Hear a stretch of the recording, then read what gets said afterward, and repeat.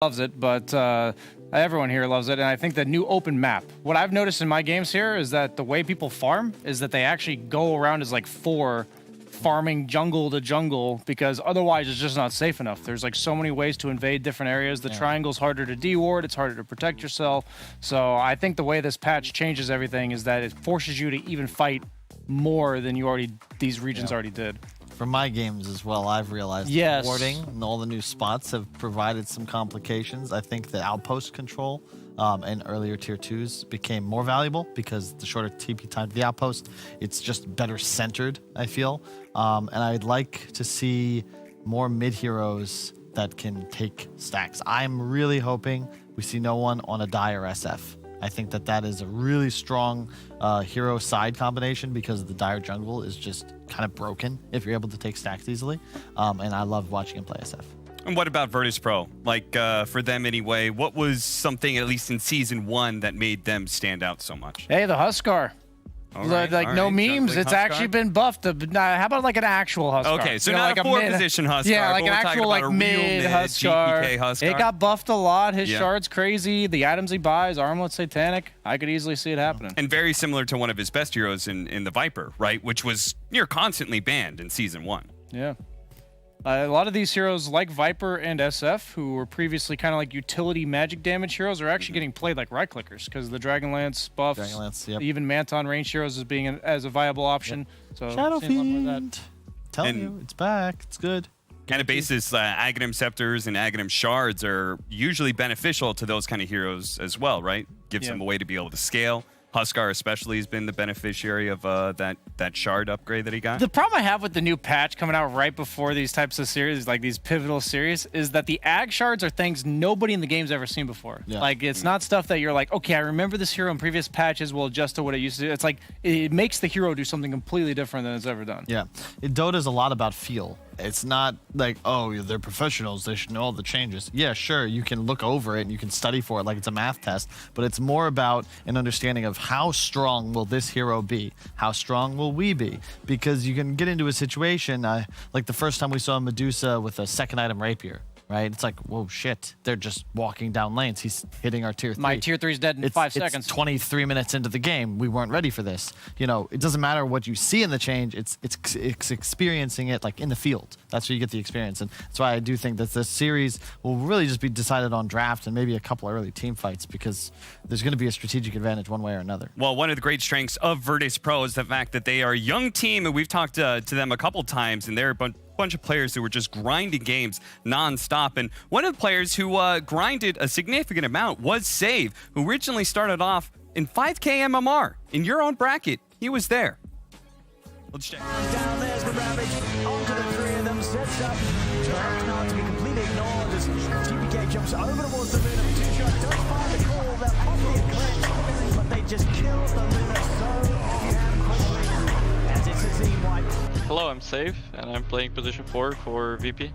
Well, I play like 8 years Dota, but seriously I started only like, let's say 5 years ago. 2016, I had 5K MMR in Dota, and I just played a lot of Dota, honestly, some 15 pubs a day. I come from school, started playing every day, so now I'm here. Set up for potential turnaround kills, and here they come, 3 dead, and soon to be 4 by the looks of it. His dreams just run down as the combo that they drafted for him. I think this season is gonna be harder for us than last season, because it's new patch right now, and every time new patch comes, I think chances are kinda gonna be the same for many games. I think gonna be a lot of random games. For example, our next game against Gambit, I think is gonna be really some random game.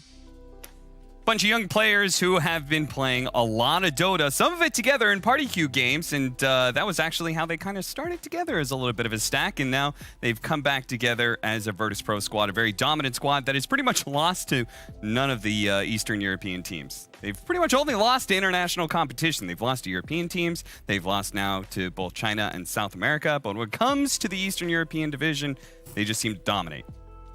like I don't really know like what other way to be able to set this up for the rest of these teams. Like these guys are the Goliath and everybody else is David. Yeah, everyone's got their play styles. Every region does, and CIS they seem to be the best at that play style. Whether how that play style matches up against all the other ones seems to not be so good, but they clearly have a better grasp on it. But the new patch, I'm telling you, I feel like it can throw enough wrenches in the equation, especially if they were to drop a series or two early on where you haven't gotten the full chance to adjust yet. All right, so Kyle, AS.Gambit then, what do they need to do in order to take down Virtus Pro? What is something that you remember from Season 1 that was like, okay, I like what they did here. Let's expand on that.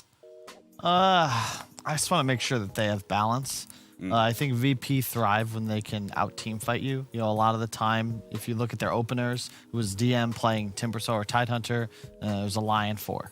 And right there, that gives you the tools as VP to pick pretty much any mid, any carry. You're going to have catch, you're going to have plenty of control, and good team fight. So I want to make sure you're able to match that, potentially even just get rid of those offlaners because I think both are still very powerful in the meta, and give no one a win condition hero. I keep mentioning SF, but when I think no one, I think of heroes like SF. I think about his Death Prophet. I want to see him on a hero that can scale and also be the source of tower damage for his team. And for drafting wise, I mean, BSJ, you were pointing to where drafting in a new patch could give you a big advantage. And Sineko is definitely a standout captain, right? Like he's had a lot of experience. He's done very well on various tier 2 rosters.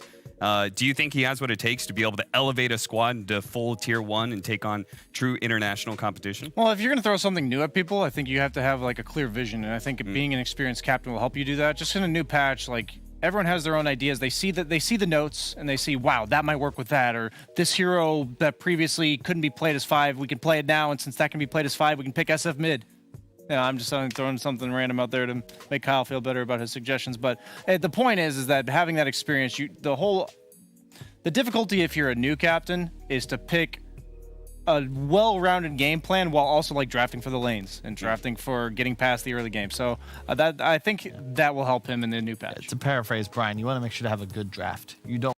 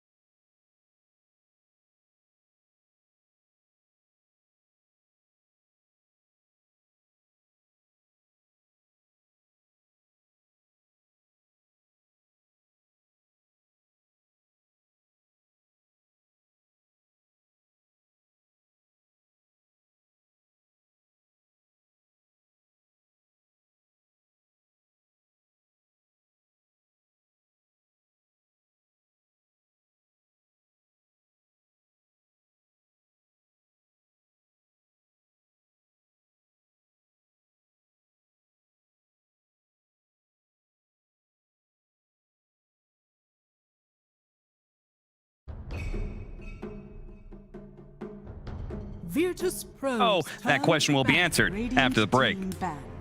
Virtus Pros turn to ban. Radiant team ban. Virtus Pros turn to pick.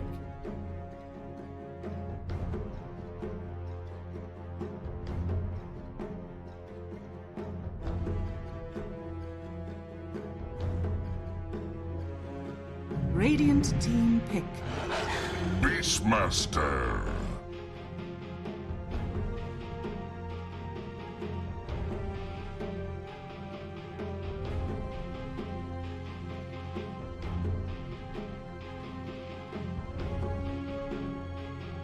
Seconds remaining. 5 seconds remaining.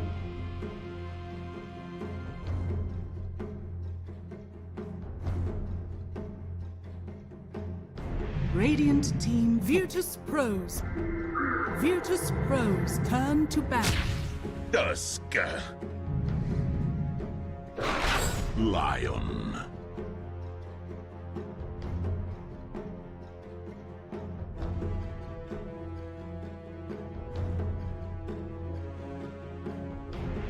Seconds remain. Radiant team ban.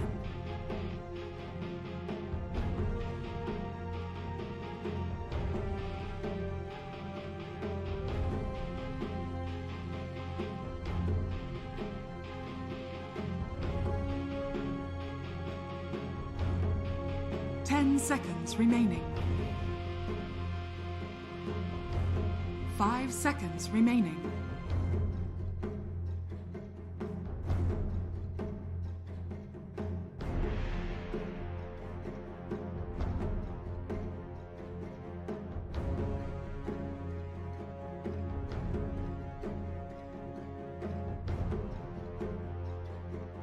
Virtus Pros turn to ban.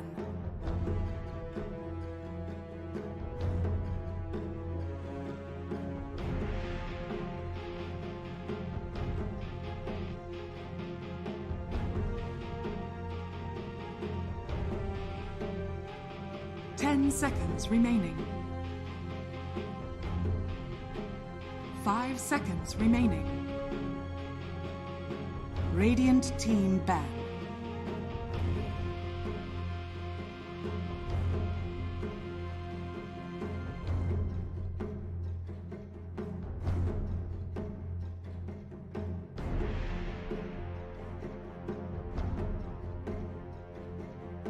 Seconds remaining. 5 seconds remaining.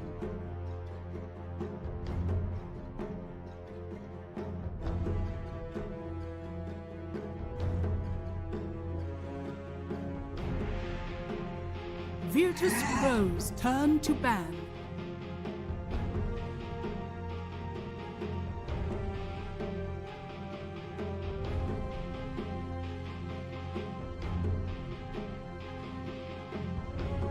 Radiant team ban.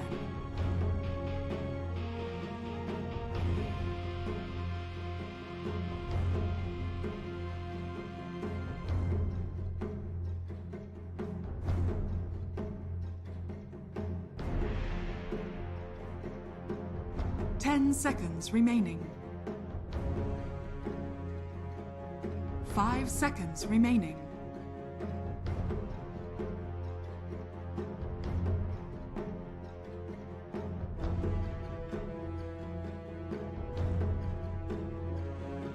What are you going to do when it's crunch time? Well, when it came to the Singapore Major, neither one of these teams came up with the results that they were hoping for, but there's still a second season and a second major on the way, so let's start this second season off running. For AS.Gambit and Virtus Pro, an early victory, especially for AS.Gambit, right? Like, if this team can manage to beat Virtus Pro, then it's like, okay, it's all downhill from here.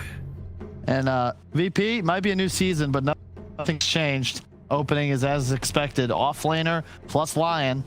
And you know, I point to, you know, EG surprised me because they basically just did the same thing they did in NA and almost ran away with the finals. But Virtus Pro, this might work in CIS. I expect it to continue to do so. But it's when you go to these majors and you suddenly have to play against counter picks to your opening that you've never experienced. They've probably scrimmed Navi, Gambit before. They've run Lion Beast. Probably looked really good. We'll see if it's the same. It's one of the best counters to Wisp, I would say. I can't believe Grimstroke made it this far in the draft. Yesterday we were seeing Grimstroke get first round banned every single game. I've been seeing it in literally every single pub in the EU region, and it shares it with CIS. So I have to assume these guys know Grimstroke is quite powerful, and they go for Lifestealer. This Another game hero. is already super VP favored. You think so? Oh yeah. Oh yeah. It's not even Sand close. King, Call Sand GG King now. into Elder Titan is so hard. You get scouted by the Spirit, cancels the blink, really tough to epi in. In addition, you're gonna sit there while the Spirit Stomp alt combination will probably be in a pretty wide area. It's tough to juke if you want to stay and continue to deal damage. Plus, you're into a Lifestealer now, so any rage to counteract the stun, you might just end up feeding. So we're 100% sure this will carry IO. Just the IO Tusk lane, Grimstroke Sand King lane, something like that. Sounds about right. Just surprised. Seems very last patch. Yeah. Tusk got nerfed. His tag team, did he get any other nerfs? I think he actually got his sigil really buffed. Just like every other hero, all the shards getting crazy. So the only other way we could change this up, right, is Grimstroke mid. Yeah. Then IO 5 position with, say, With the last big Gyrocopter carry. or something like that. Could be like a Slark too. It's a nice Slark game. IO Slark's a very classic combo. I think the IO Weaver thing is pretty dead, just because the whole idea of that combo was to move at 900 move speed. Yeah. I wouldn't mind maybe even a Medusa here, although it's a bit awkward with the rest of the draft. But when you're playing against Elder Titan, Deuce is cool because the damage absorbed by Mana Shield is already pre-reduction, so the lack of armor, magic armor, doesn't affect the hero as much as others. Would it die to the Beastmaster though? Because I'm assuming that every Beastmaster I see will do the Axes build. Sure, but I think you get the Mana Snake talent, at least get some of it. There's no Necro Book. I think that was more annoying to deal with. That's true. I just think that like any hero that doesn't commit eventually dies to the Beastmaster. I feel like you deal with him by going on him, not by tanking through him, if that makes sense. Well, at least they do have a good bit of initiation with this Sand King, Grimstroke, Tusk. Feels like they definitely do get in there. It just doesn't this feel like the Liquid Alliance series all over again? I look at VP. Okay, Beastmaster, Lifestealer, last pick mid hero, probably going to be relatively durable, and then you have Venomancer. Good lord. Looks like mid beast then, right? Yeah. Yep. And now you're going to have this Grimstroke Sand King combo with the Tusk. Sure, it's really nice, but when these heroes have their spells on cooldown, where's the damage? And Liquid, their big issue was they were running out of damage. They're up 16 kills. It didn't matter because suddenly you're playing into BKBs and 3 or 4 of your heroes now are useless. Here's how I look at it: is Venomancer shoves the lane he's in. Beastmaster with the Axes build, he's going to shove his lane. And then you have Lifestealer, who sometimes when all the lanes are getting shoved in, you go, hey, let's go gank the carry. And then it's like, but it's a Lifestealer. Well, what are we going to do to this guy? So I just don't really see what Monaco Gambit's going to do if they fall behind at all. I feel like they have no recovery mechanism. Yeah, I was like, oh, Terrorblade's great against these cores. Then I'm like, oh, wait, that's Lion Elder Titan. I don't want to play any Illusion hero against this. Maybe a PL could PL's work. fine against those. Yeah, PL's nice, but it's like, again, where's the damage? And if it's no one mid hero, anything you want to see, SF?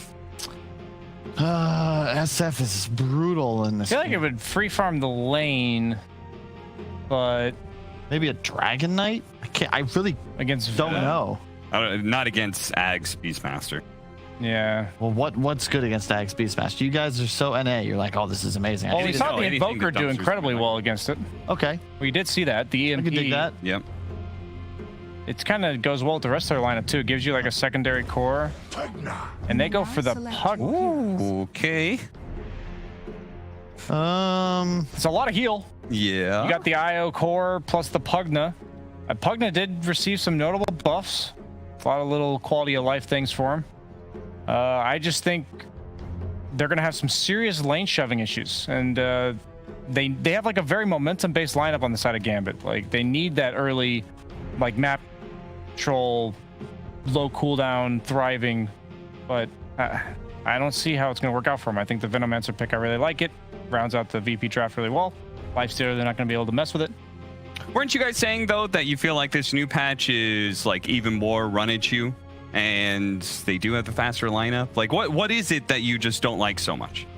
I'm saying that it's like the way you occupy lanes in this patch is very different. Since there's so much wide open space, you need to have like an alternative if you're the guy like get bullied out of lane. Against Lifestealer, anybody who lanes against him gets bullied out of lane. Anybody who lanes against Venom gets bullied out of lane. And it's the same against Beastmaster. So then that means they have to be able to make moves. And I'm concerned that they won't be able to make moves early enough. Yeah, and past that, they have absolutely nothing to deal damage against BKBs.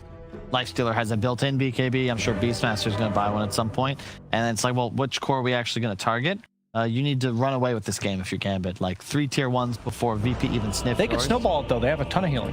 All right. Well, I'm glad BSJ said something about that because Kyle seems incredibly pessimistic. So Kyle, I'm sending you out to the casting desk, and Brian and I are going to sit down and talk a little bit more about how does AS.Gambit actually win this game? Snowball, right? It's hitting that critical threshold, right? Yeah. Where you have the IO getting Pugna sucked while you're trying to commit onto him, and or whoever else you try to commit onto gets saved by the IO. They have that buddy syndrome where if they can stay together with 2 or 3 heroes on the map and feel good about it, they can definitely run them over that way. All right, let's get this ball rolling early, and let's get this cast going as well, as we're going to send it over to Owen and Kyle.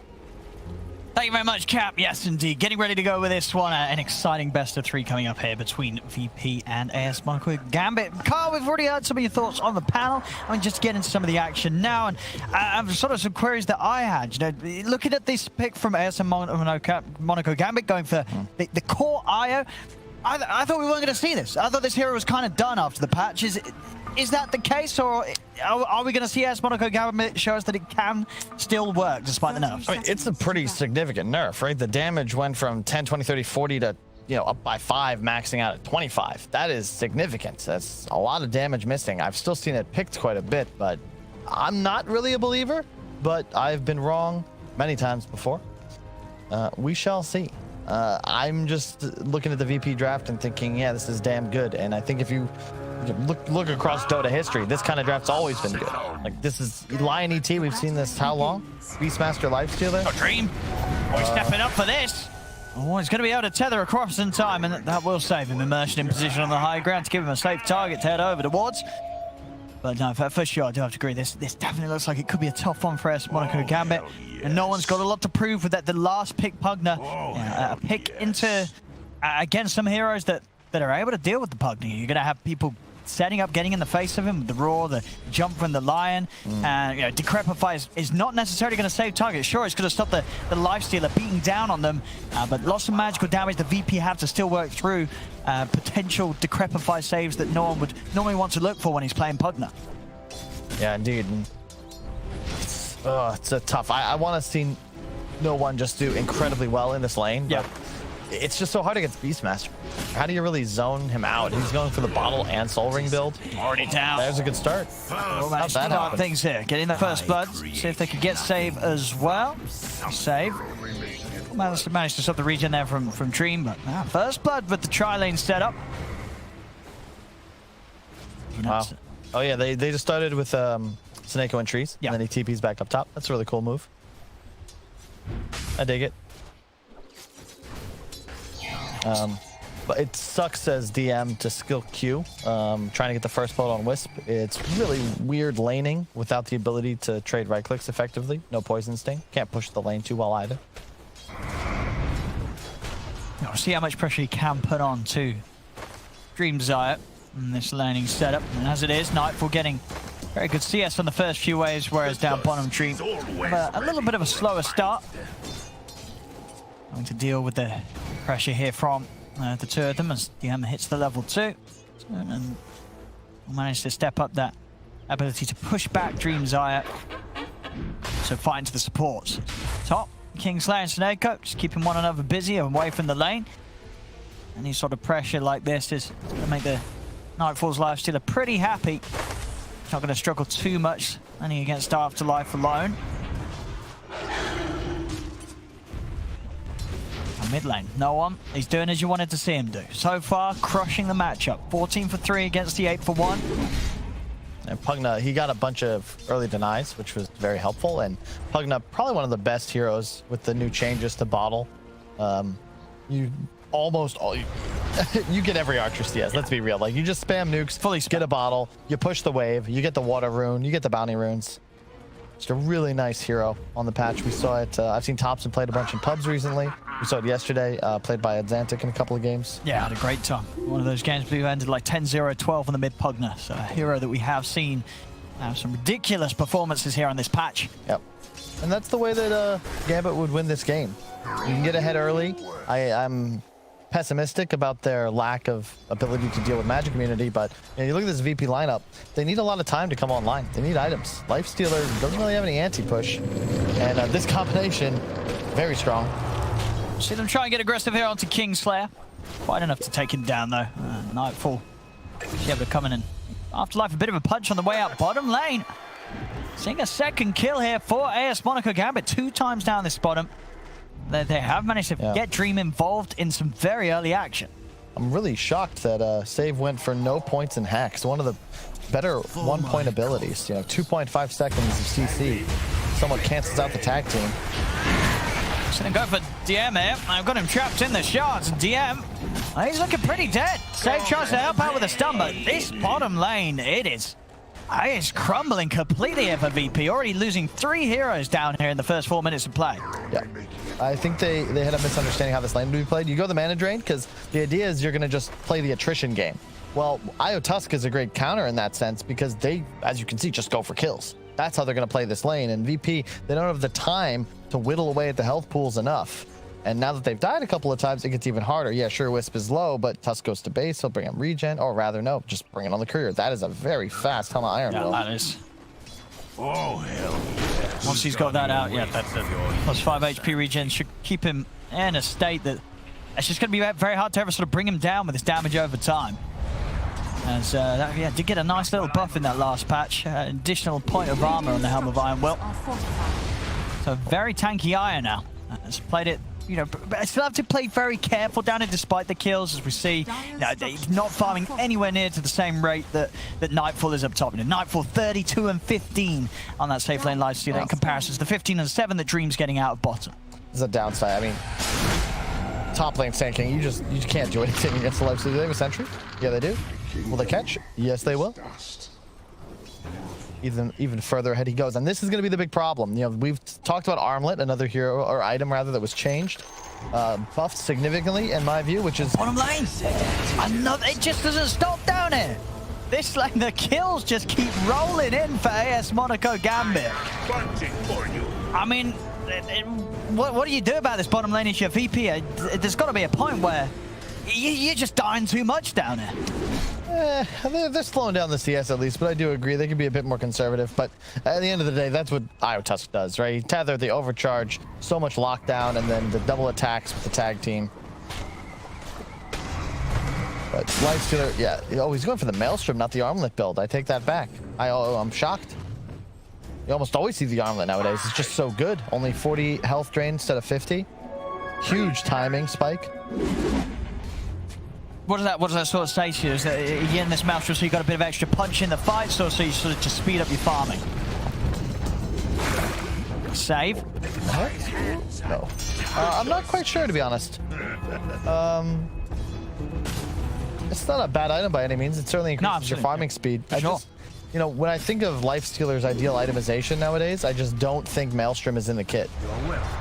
If you're gonna go that route, I would rather him. If you're trying to accelerate, I would rather see a Midas even. If you want to go that route, there's no illusions to clear. The magic damage is cool, I guess. Someone gets defensive decrypt, and then all of a sudden there's a Maelstrom proc. That's cool.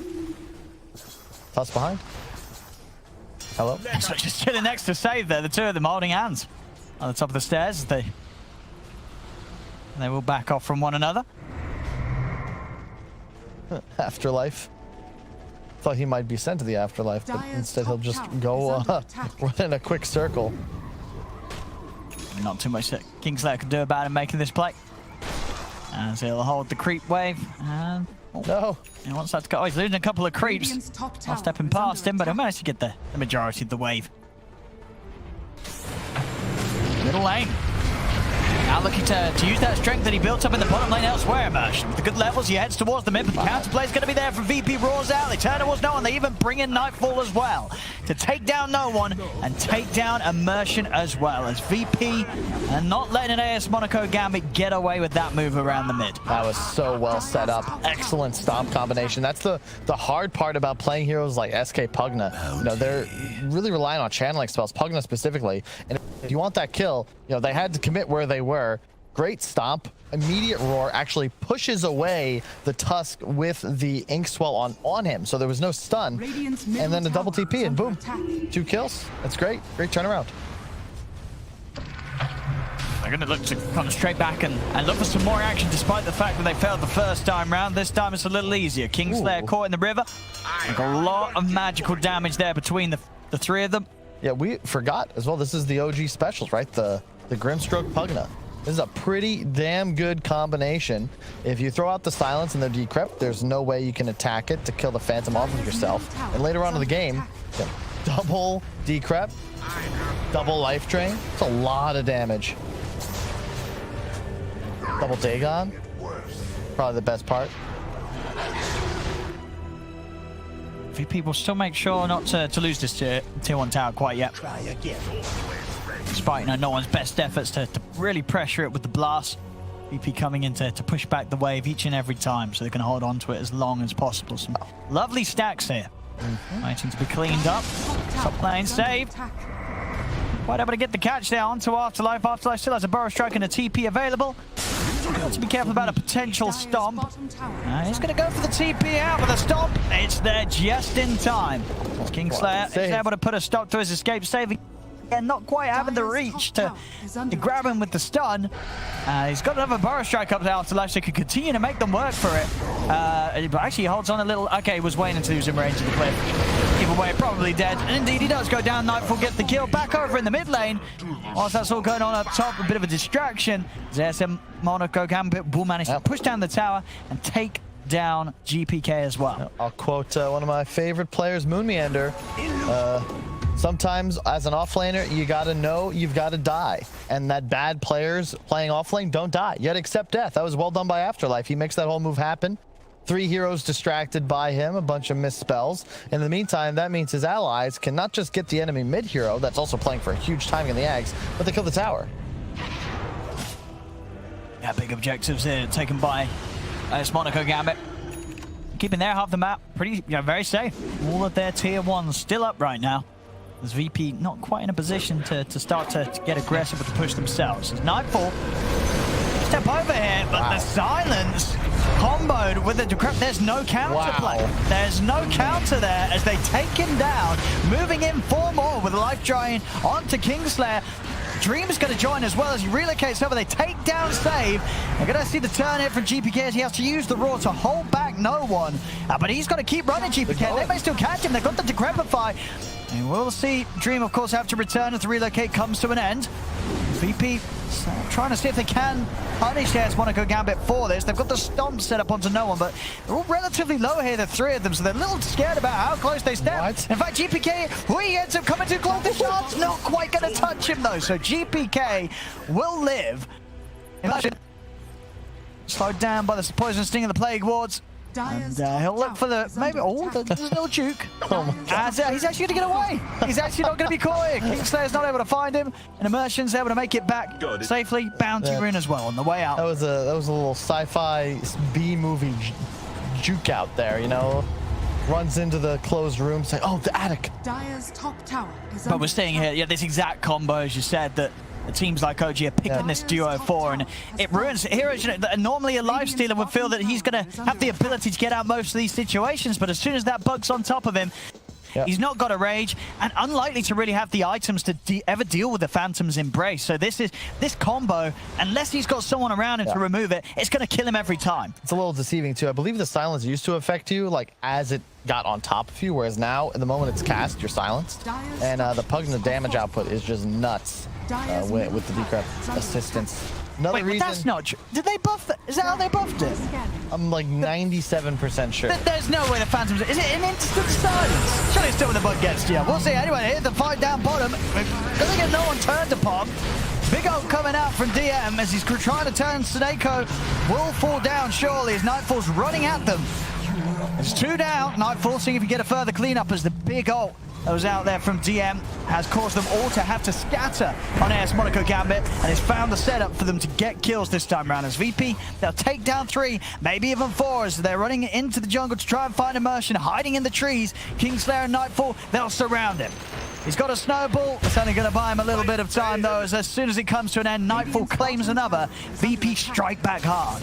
I needed that fight. This time they actually get on top of these squishy backliners, and you might be right, Owen. They might have changed it the other way around, but then I would question, how did Nightfall get silenced in the first place? Well, he was, yeah, because he was right next to him, Seneca. But as you said, it's a lifesteal. If you're getting that close to a Grimstroke, you got to be ready for that bug to come out. Radiant's middle tower is under attack. Another reason I would have preferred to see the armlet, though, because he only dies there because he's Dick and Maelstrom. You know, there's no bracers, there's no actual stat gain.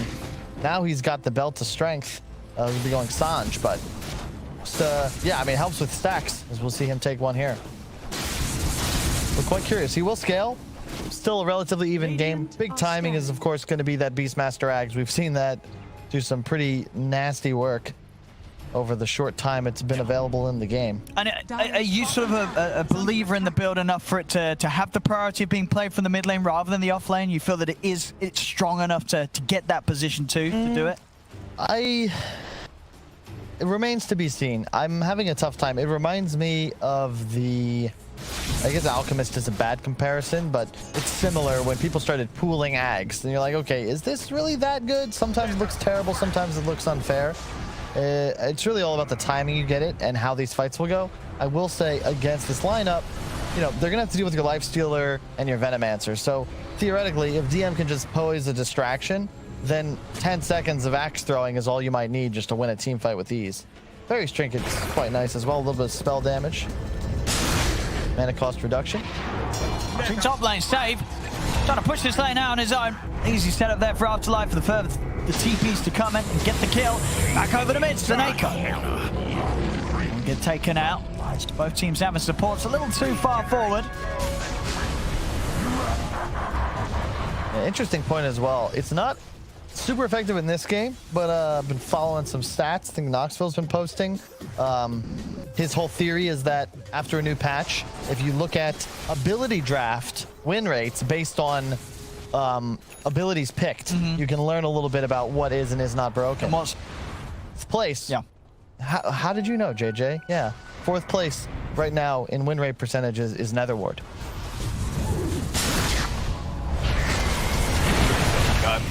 Over another jump, and they might be able to catch more out of this. We'll see Nightfall already heading away. He's out of this after the map. Easily heads straight towards the top. Nightfall continues to keep on par with Dream's farm. Both carries very even with the progress so far. As we'll have to see. So far, Dream having a brilliant game. 4-0-3 on the carry IO. So far, it seems like that the nerfs haven't held him back. Still having just as good of a game as the carry IO. Yep. As an Axe too. Now this is where things get spooky. Really tough for you to play a Blink Sand King against a Venomancer. It's why we see Virtus Pro last pick it. You want to be this Blink initiator with the Grimstroke Inkswell, but if a ward's up, specifically placed on a high ground, you get clicked. Suddenly that whole combination is kaput. And there's no real catch outside of that unless they want to blow a snowball to bring somebody forwards. And go straight away around the mid. AS.Gambit looking to continue to keep the pressure on Immersion. So if he finds a chance to initiate, but VP they're playing it cautious. Aghanim's now done on GPK, so he'll have that ramping up damage ready to go in the fight on 0 cooldown. IO's done as well. Could be our first big clash. I think the spell damage, again, still very much in the favor of AS.Gambit. They are so strong, feeling themselves. Their abilities, plenty of damage to take down effectively any core. And Virtus Pro need a bit more time to come online, I would say. There's the jump. Fine save. They're going to look to start things onto the line, but immediately Nightfall's going to jump out and they're going to head straight over towards the puck. And the finger comes out. They burst no one immediately at the start of the action as AS.Gambit will manage to take down 2, but they'll lose 2 more themselves. Both supports and no one out of the game. No one actually buying back, using that buyback, but not actually able to really get back in it. So a buyback that the VP are able to retreat and make sure they don't lose anyone else to that Pugna buyback in the fight. The bright side, it was a pretty cheap buyback, but I am shocked that he used it. Well, maybe they can still find something though. It's Afterlife. He's going to get the lead in. Kingslayer, though, he's found the stomp. Nightfall, he's looking for a target, but he doesn't want to commit him. With Dream coming back over, keeping no one healed up. Won't push any further. M's going to get back in the game. He's ready to head in. Afterlife will still find the catch. He's able to close in, and Pong Kingslayer gets the jump. I'm really shocked they gave that to him. I mean, with the buyback, you got to figure they're going to keep hunting you. Virtus Pro, you're at the mercy of your big cooldowns. Finger, Roar, Earth Splitter, Venom Ulti. They're all on cooldown. Yeah, thank you, JJ. And they even use the Infest. Like, literally all ults down. You know, you don't have that problem as this Radiant side. You're ready to go. Sand King stun, Decrep, Blast, Drain. That's going to be a hero kill. You got to be cautious. That Netherward also doing some serious work. Poor save with that stun finger combo. Basically killed himself. I have punching for you. I'll see what the move is here. Is AS.Gambit. I have to be a little careful with no one's positioning with his buyback expended. Of course, Roshan would be nice, but not really the best lineup for taking it. They've got to focus on getting those kills. VP, they're also ready for some action. Smoke comes out. GPK cleaning out the mid. See if Save can find that blink jump. Of course, the big catch will be no one. If they can kill no one's Pugna, this is going to heavily slow down his game. Hunting, they are. This is going to be easier said than done. Oh, they're going to see if they can jump Dream. They've got the damage to take him out. No one's trying to keep him protected. Decrep find the life drain. He's healing Dream up. Nightfall's still going to charge him, but Dream's able to tether over towards no one, and the rest of AS.Gambit are making their way over. Here they come. It's immersion. Trying to get a catch up with the shard jump forward from Afterlife. The ink swell buff as well. They'll go straight in onto Nightfall. Can they bring down the life stream in time? He's getting low. The Phantom's embraced on him. He's trying to take it off. He will manage to do so, as Nightfall will live. A turn taken down, the two of them. Saves ready to jump back in onto no one. No one drops down the nether ward. Dream will manage to take no one out there. Oh, they got to buy back. They got to get back here. Yeah, they're going to look to fight. You don't want to ditch your IO carry. There's 4 heroes of VP surrounding and ready and waiting for Dream to return. See if they're going to help him out here. Dream's going to get caught out by Stomp. No one trying to keep him alive with the defense. First comes out with the finger. Dream getting low. He'll turn over towards GPK, but he can't quite finish the Beastmaster off. The heal does continue to keep Dream alive, but the axe is damaged. Dream's got to be careful. Another axe is going to do it there as GPK finds the snipe, takes down the carry IO. Man, GPK wasn't there, but back at TI8 in Vancouver, we did axe throwing at the pre-event party. We did. A few of the players quite good. Apparently GPK, you know, were he in this team, might have been in that final round. That's a good job we weren't there. He'd be hitting us all. GPK. I saw the damage done that last fight as well. Over 4K damage there done by GPK's Beastmaster. Getting the angles and getting the opportunities to just continue to layer those axes out of them. Yeah, it's still anybody's game, but you can see a big part of this game is no one. I mean, he played that fight near flawlessly. Wasn't enough. Mid. They're able to get the opening here. Nice jump from Afterlife into the Phantom's embrace. Can they keep him chain stun? They can with the X-Wing on the punch up. They bring him down as Nightfall pushing forward incredibly aggressively. He felt invincible. He wasn't. No, not at all. He's got to be way more cautious. Cannot afford to be playing so loose. Might even set up for the Roche, but with ET checking the pit, it's going to be tough. They're going to smoke and look for another kill whilst Nightfall's down. See if AS.Gambit can get the jump. They found GPK. Shards out as well. It's trapping him in. There's no escape for GPK as AS.Gambit gets straight on top of the Beastmaster and take down the mid. 2 cores down on VP. He's getting right over, Owen. You got to play more cautious. We talked about it. VP, you've got late game, you've got team fight. You need those BKBs. Well, no one's going to give it. They just want this. And now they're going to keep on it. VP's trying to step up with just the 3 of them, but AS.Gambit, they've still got the full lineup alive. Afterlife doing the burst strike onto the 2 of them. Oh, what are VP doing, Kyle?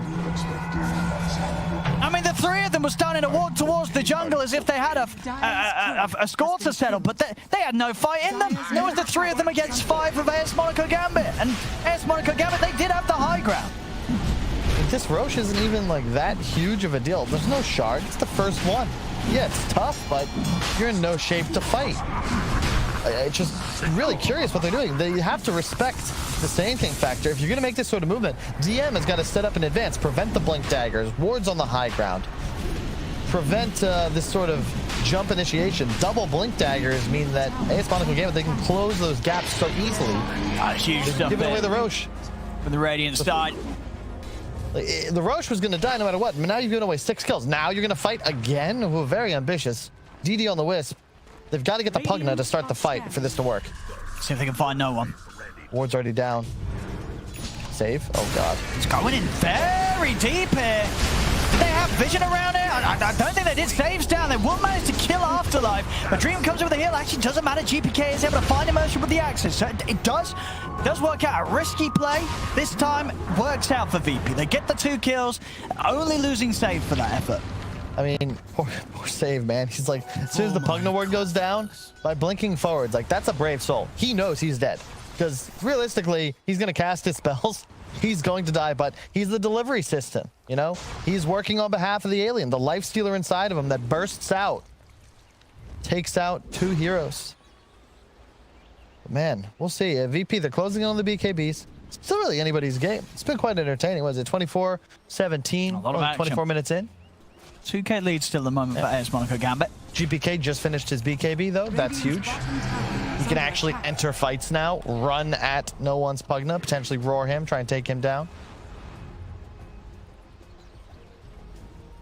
Surprised no one hasn't picked up a Dagon yet. With all the burst damage potential. He went for the Rush Doctorine. The blink makes sense. Aeon Disc is next choice. Scotty for Noah or Nightfall. It's really nice. One of the best tools at limiting healing. And when you're playing against the Wisp Pugna, it's necessary because otherwise that hero is just going to get double healed. And we've seen it in those mid-game engagements. You're just not able to take them down. VP try their luck at taking down the tier 1 tower. Of course, we're here at 24 minutes in, and VP are yet to be able to take any objective from AS.Gambit. Radiant's bottom tower. I'll see this one go though. Is AS.Gambit no interest in trying to protect this tier 1. Next fight round, Dream's got a full BKB. So again, the IO carry continuing to perform here on AS.Gambit. First picked again, I believe, right in the draft, and it's still looking as good as ever from Dream. That's what we call the debate right there. It's how they drew it up. Kill the lion. Our spells on his corpse. It's certainly going to work, and you can see Save. That's the smile of a man who knows the job well done. Yeah, and it better be two intimidating looking guys standing behind him like, well, you better not mess this up, boys. The tower is under attack. Here we go, down mid, under the tier 1's VP.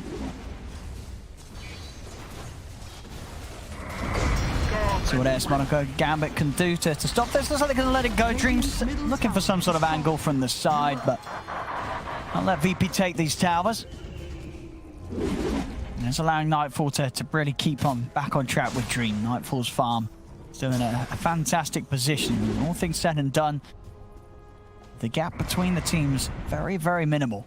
Mid's pretty much in the same spot. Carries as well. Even the offlane, just a very slight difference. It is close, and as you said, when you were coming into this game from the draft, you were still concerned about AS.Gambit's ability to take this late against VP's lineup. Closing the game. Although I may just be continuing to underestimate Carry Wisp.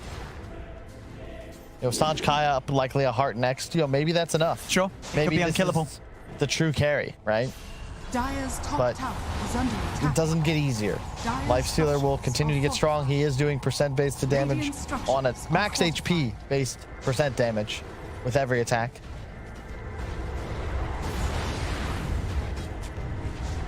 Age is up for another 2 minutes. Is that 50 seconds? Yeah, Man, final minute now. I need glasses. Program's only like 10 feet away. They're making the most of it here. They'll take the tower. Mass TP spawn. Instantly out this area. Nightfall, he's not going to take his chances anymore. He knows that they can kill him. They find that jump. Lovely little find here, the Paladins.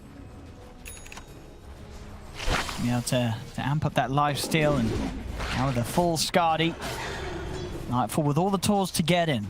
Decrepified targets are still going to be a little bit of an issue for him at the moment, but if he can work around that. Here comes the fight. They know Aegis is fading. Dream's going to start the... Oh, Afterlife, he's up on the cliff. As a burst strike a little bit off the mark there. Still, things still work out as they get it onto DN. They bring down the Veno. Over to the side though, Nightfall and Stave, they've found themselves on top of the Pugna. They're trying their best to burst him down. They will be able to do so here with the Earth Split. As they take him out, Raw comes out from GPK onto Dream. Nightfall's able to continue to go to work, beating down the IO. As this time round that the strengths are shown there between GPK and Nightfall. This Lifestealer Beastmaster just a little too overwhelming for AS.Gambit in the chaos of a 5v5. Oh yeah, a huge Earth Splitter coming out as well from King Slayer. I mean, that was so much damage. He was also standing in melee range of the Pugna, so removing effectively all of his armor because, you know, no itemization defensively just yet. He has just base armor, a blink, an Octarine, half an Aether Lens, but that's, or Aeon Disc rather, but that's not enough to keep you alive. Gets basically 3-shot by that Lifestealer, and suddenly VP have blown this game wide open, exactly what we were concerned about. Yeah, because it is just definitely the case of, you know, if you lose that lead as AS.Gambit this game, getting it back is going to be so tough with the heroes that you have. Yep. That this Lifestealer is going to be a huge problem. Nullifier up next on the list for Nightfall. Once he's got that done, there's very little that they can do to stop him taking down whoever he focuses during a rage. Yep. And it's a Lifestealer, right? It's the fact that you also have ET Aura and Beastmaster Aura to deal with. So incredible tools at maximizing your physical damage capabilities. I'm going to grab some vision. And the delivery as well. Blink Lion, like this is the dream. 10 seconds on finger. They might want to wait for it. Oh, that or just a better target. Oh, no. Oh, they're going to get the roar off onto Dream. Nightfall is going to go for the easy kill first. Takes down the touch. Now he's going to head straight towards Dream. Dream's able to get the BKB off and ease away. The Soulbind holding back the two of them. There's Dream. Maybe thinking about getting back in on this, but they are a man down with Immersion on the side lanes. Sidelines, so that they won't be able to get back in. VP, get the kill, they get out. Can look for some of these easier objectives. Tier 1 tower still for the taking. Up top. Radiant's top tower is under attack. And now all the towers that VP were not able to take suddenly start to fall like dominoes. And yeah, that gold gap was getting a little spooky for the VP fans in chat, but now you've collected the tier 2 bot after the tier 1. Now you're getting more towers, probably just walk down the tier 2, and suddenly you're at a point where that strong initiation, much like we saw in the Liquid vs Alliance series yesterday, Grimstroke Sand King is great when you're able to kill people off that combination. You can't do that anymore. So now it's suddenly very odd, and the more time you give VP, the more Venom wards go down, the harder it is to blink in. You're so reliant on them as well. 3 blinks on the team already. There's the jump after life. Somebody getting, can they burst down? Nightfall, they're trying the best. They've got the silence onto him. Raw comes out for GPK though. They look to start to set up the turnaround as they won't be able to kill off the Lifestealer. Nightfall's able to survive long enough to get that rage off, and now VP, they turn towards the two of them. Soulbind will cause them to hold back for now. I say that, they're straight back in. The jump's there for a save, delivering Nightfall straight to the front lines as there's 4 dead on AS.Gambit. Another fight just looking impossible at this stage.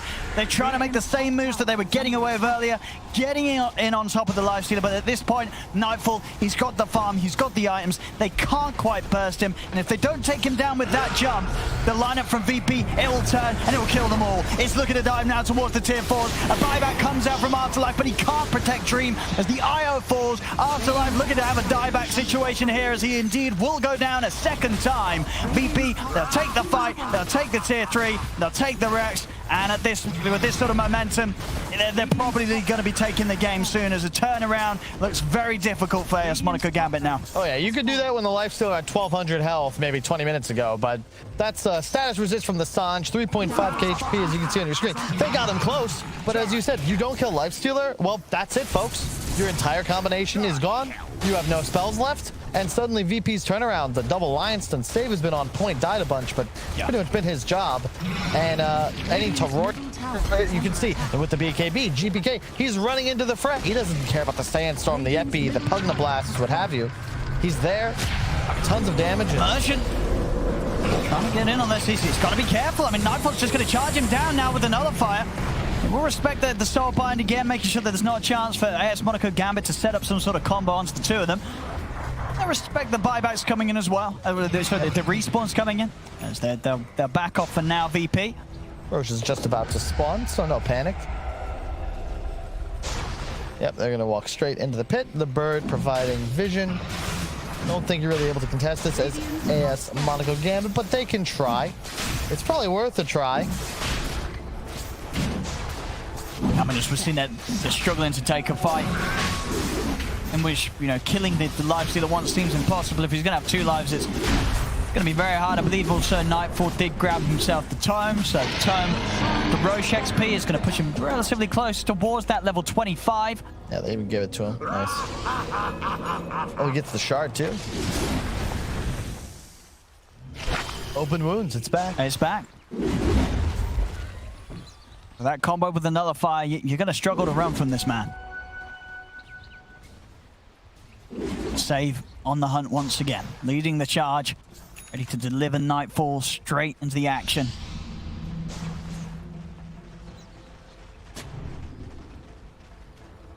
Smoke right into the base. Love this move. So hard to predict it. They're playing safe, but somebody's have to push this wave eventually. Radiant's middle tower is under attack. It's very hard, yeah, for AS.Gambit to show their face. They give VP enough information for Save to find that jump. The fight's, it's going to be over as quickly as it starts. Yep, they popped the Aeon disc on the Pugna though, and without any real hard save outside of the snowball, means he's for sure going to be this target.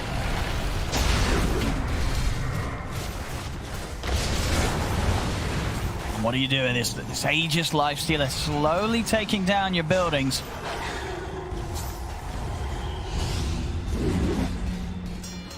Who's going to make that jump occur?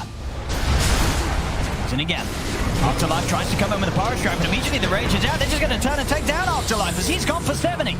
Buyback still on cooldown after the last attempted defense there from AS.Gambit. Now GPK's in with the BKB, the Raw, straight on an Noah, finger as well. No one goes down and buyback immediately, but they've lost immersion. He'll also have the buyback.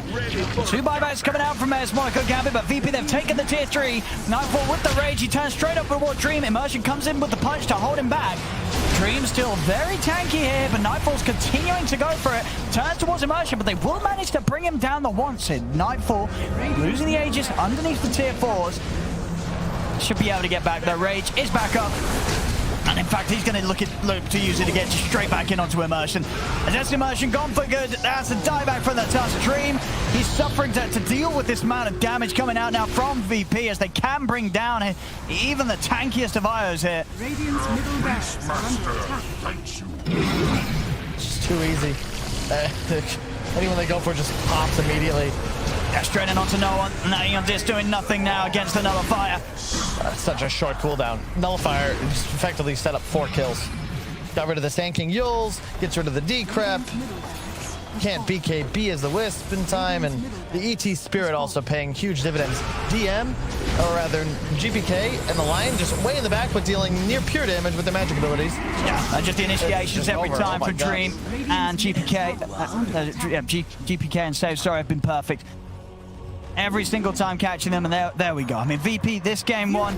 A slow start, but at the end of the day, just part of AS.Gambit. They had a pretty hot showing at the beginning. They were getting these kills in the lanes, making moves in the early mid-game, but they were never quite...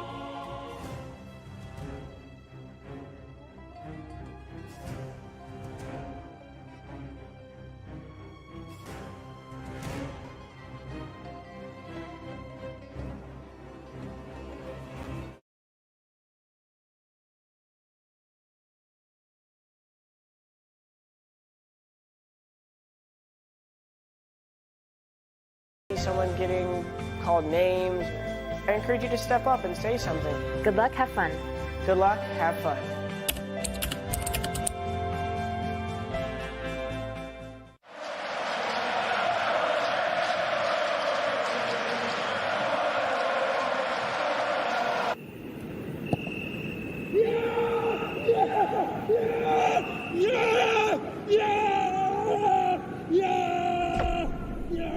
Start your esports career now at play.eslgaming.com.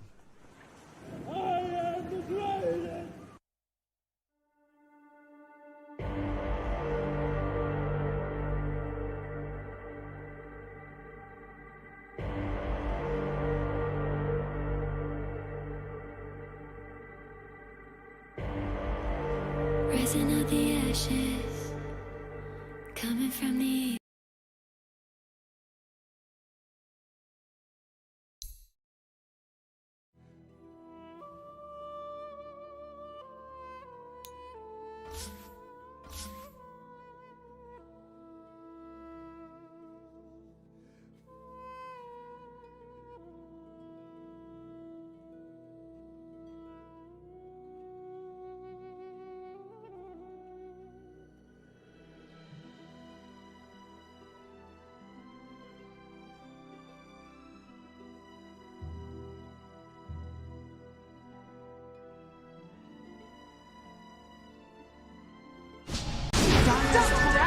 is under attack.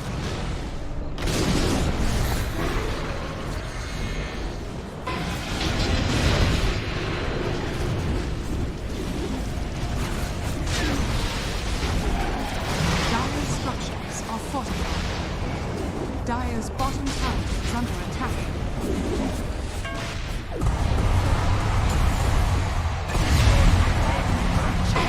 Dire's bottom tower has fallen.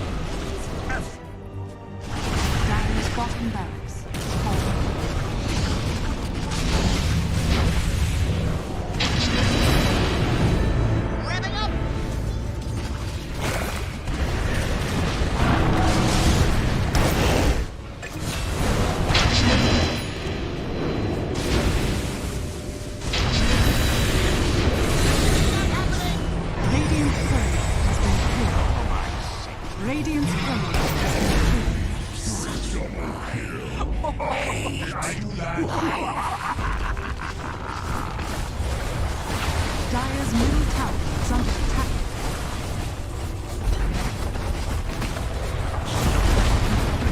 Dire's middle tower has fallen. Dire's ancient is under attack.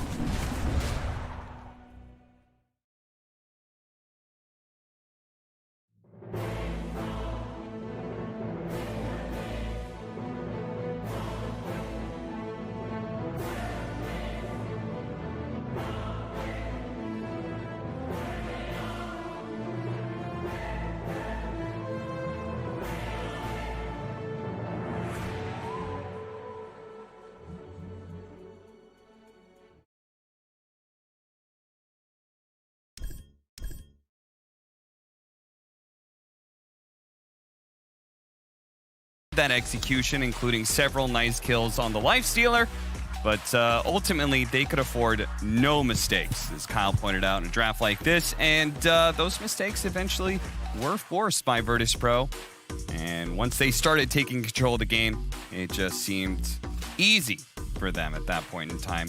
Lifestealer versus the IO just felt like a nice matchup overall. BSJ and Kyle, it seemed like in some ways ASM.Gambit came to the table with a nice idea, but not one that was super reliable, let's say. Yeah, it seems very similar to the game yesterday where we saw the Grimstroke Drow cores and they were ahead, and then eventually the other team was kind of just able to collapse on them eventually. And one small mistake is enough in a game like this, because you got the BKBs. You said they have virtually no damage on the side of Gambit against them. That definitely played out. and the ET spirit amping up those axes. Not only are you afraid of the lifesteal in your face, but there's also this guy chucking a bajillion damage from across the screen. It's scary. Kyle, you're looking very smug right Yeah, now. what are you smugging? I'm ashamed of myself because I'm smiling and laughing because Brian said virtually Virtus Pro. I'm just like, wow, those are similar sounds, and like that whole thing is why I had a smile on my face. All right, fair enough. Look, I'll give you a break. You just had to go from casting to panel, so I'll give you a little bit of break for that one. I mean, what do I? Nobody was expecting analysis anyway. I gave it all during the cast. I thought I was pretty vocal about my opinions. I thought they were well-reasoned, rational ones at that. I think most people in chat would agree. I can rehash them for you if you would like, but ultimately, it's have some way of dealing physical damage in the late game. That's typically a good way to win. Kills don't matter. Towers and structures and objectives do.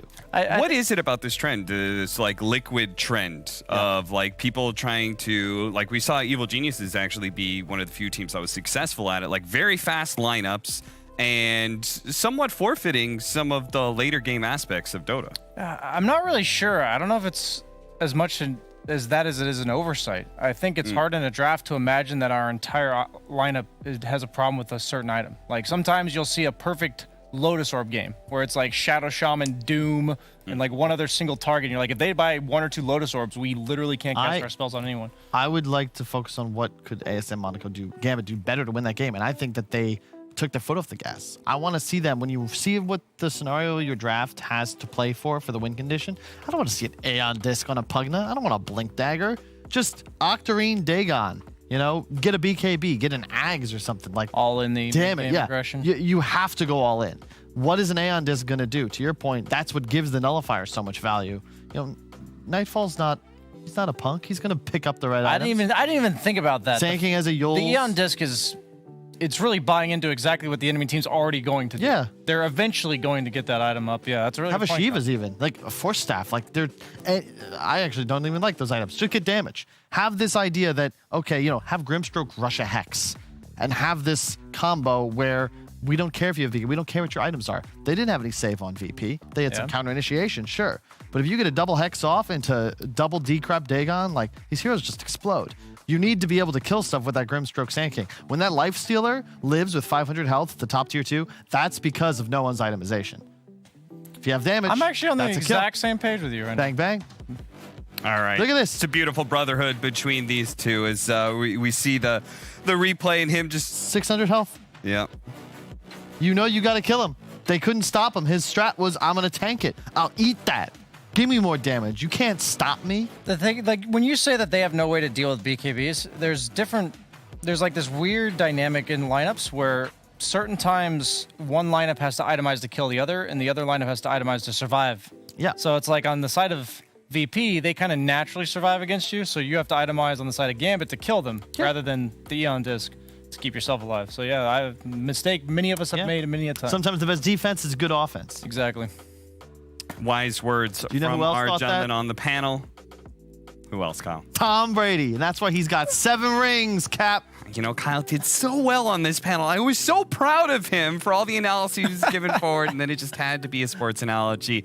All right, we are going to take a break and come back with Game 2 to see who's going to thrive and who's going to survive. We'll be right back.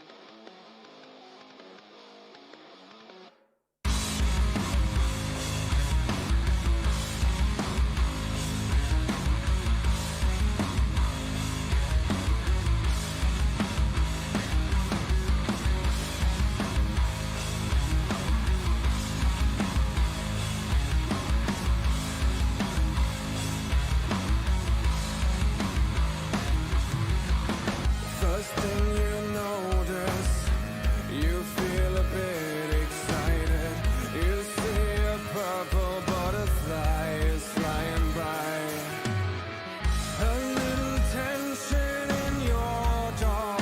Let your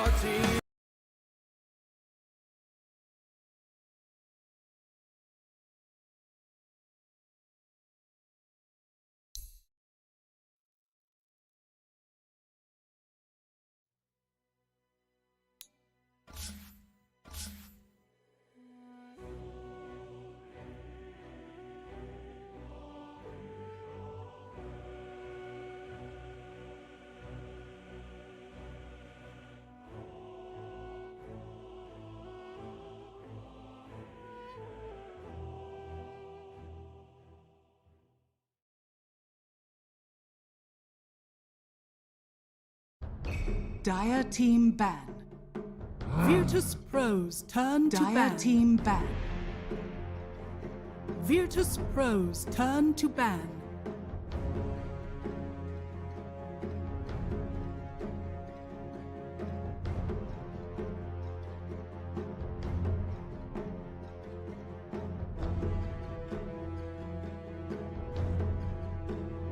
Ten seconds remaining. 5 teams remaining. Virtus Pros turn to pick. Virtus Pros turn to pick. Timber Saw! Lion. Dire team ban. Dusk.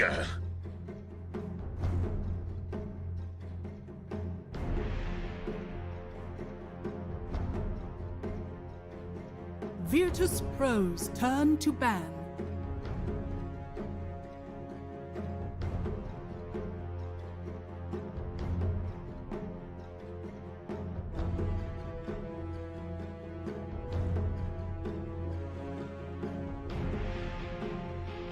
Ten seconds remaining.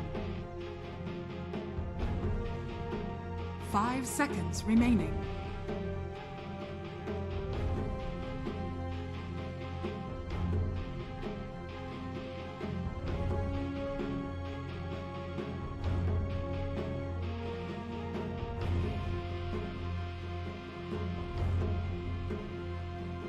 Dire team ban. Virtus Pros Dire team New patch means new ideas, and we got to see some of those new ideas put on display in Game 1. We got to see the Beastmaster with the Aghanim Scepter. Ugh, it's gross. On the other side, once again, AS.Gambit trying a lineup that was pretty aggressive, pretty in your face, could afford very few mistakes and very few errors when it came to the builds, right? And that's what you guys really settled on, was that Aeon disc especially was very crucial error. There's not much room for error in general in Dota. Yeah. And usually if the game's going well and then suddenly the game's not going well, sometimes it's execution, but a lot of times it's just items. That's usually what you can look at. Sometimes it's draft too, because I once again look at VP. Nothing has changed. It's still January in their book. Offlaner plus Lion, in this case the DM Timber, and you pick Wisp Tusk into it. They were literally saying, we dare you to pick Wisp Tusk because we have Timber Saw. Like, this is the hero that is supposed to deal with the double strength lane. Of course, Tusk, one of the better strength heroes against Timber Saw, just because he outputs a ridiculous amount of physical damage early on. We did see the struggle in the bottom lane for the Venomancer last game. So I wouldn't expect Timber to have like an amazing start, but once he gets to the mid game where he's got one or two small, like the hood, maybe a plate mail, he's going to be quite a nuisance for these two. Storm Spirit.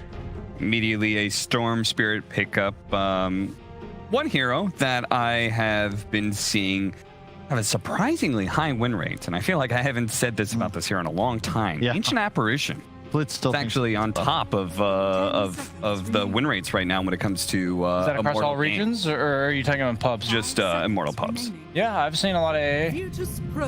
He goes well with the carry hero pool right now. A lot of the carries are very independent. These life stealers, PLs, they don't need too much babysitting in lane. So you just give them a guy that takes over the lane when they're ready to leave. AA fits that description well. He's also really nice against the Timbers of the world. A lot of people are picking those still. Timbers, Huskar is a big hero people are picking right now. Ooh. Oh, you feel that one. You got the Storm and Lion, plenty of catch now. Undying against Wisp, Tusk, Shat. Like, these heroes hate playing into Tombstone. Team fight, the laning strength now, certainly in VP's favor. Now you got 10th pick carry matchup. Yeah. 5 seconds remaining. I know you like those 10th pick carries. Nothing makes me sleep better at night than knowing I can 10th pick that carry. So it made playing against you when you were still an active pro player on Leviathan. You know, if God forbid you guys had last pick, you know, we never knew what to expect. It's like, God, we're going to get the BSJ Slark? Maybe a PL. Jug. You never know. Yeah. They're all so unique. Play styles just changing. Oh, gosh, I'm glad I'm on the desk now. We're on the same team, thank God. Yes, thank God. Axe. And they go for the axe against the undying Timber Saw. Oh, no. Why? Oh, God. I always wonder about these situations where I see a 5 position Undying. We saw the 5 Disruptor yesterday or the day before against Centaur, and they just said, and they're like, let's pick Centaur into that hero.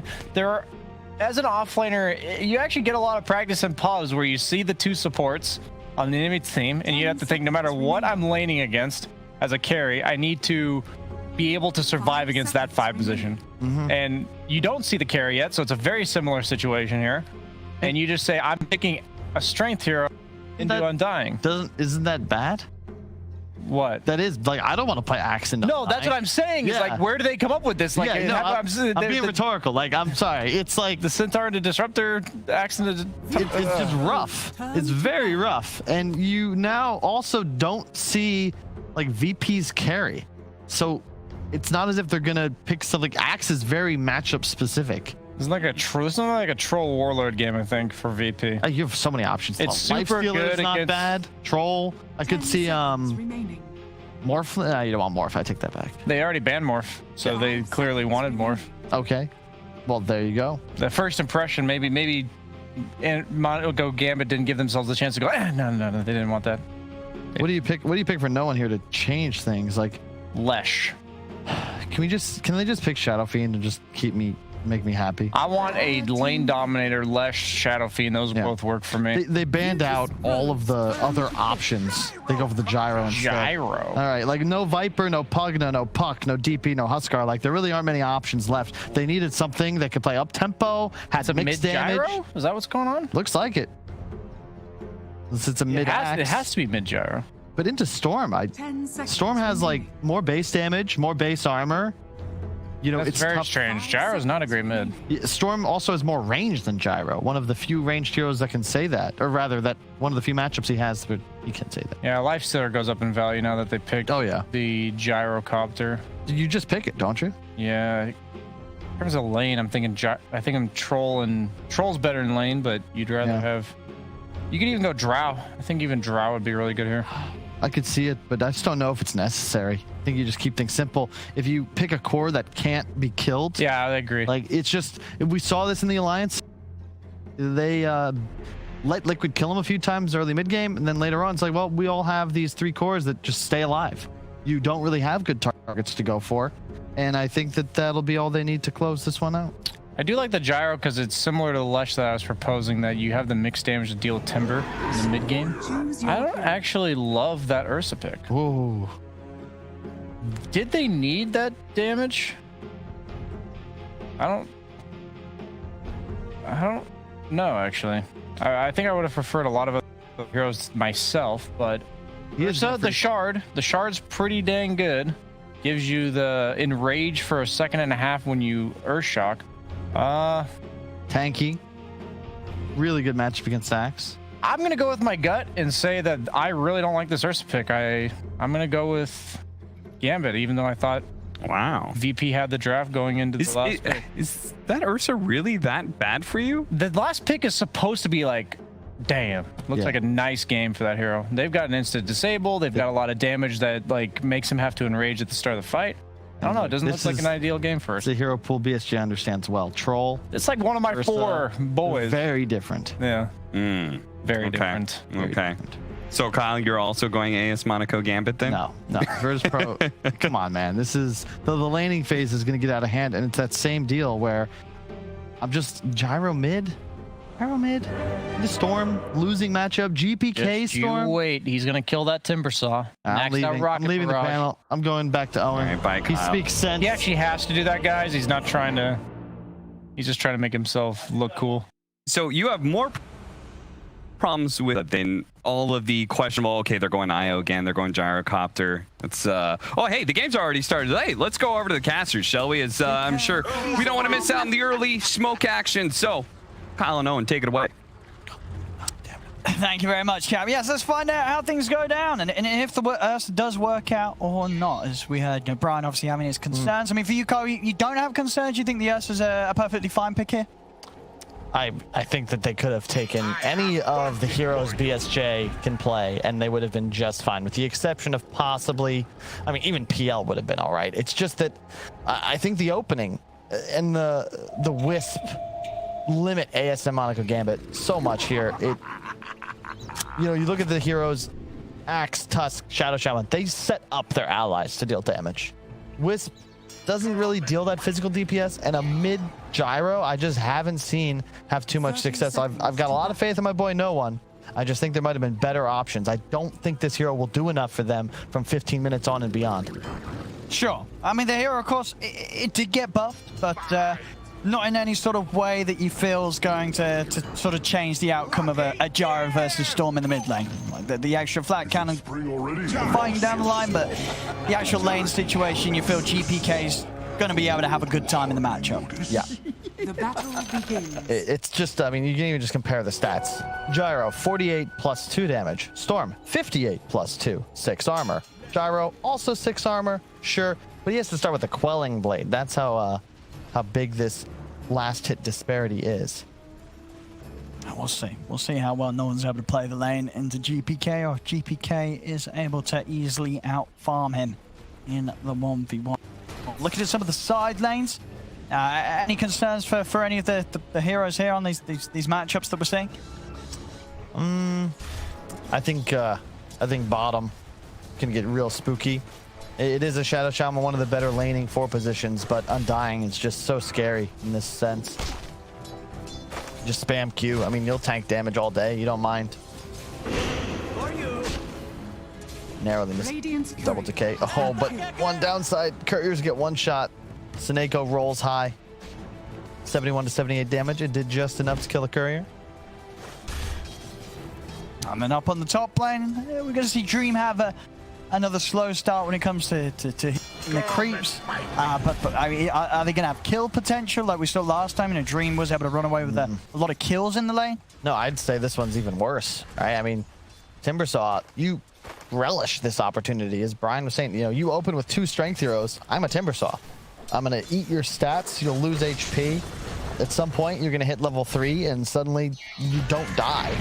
There's just no chance. Save, however, he will die.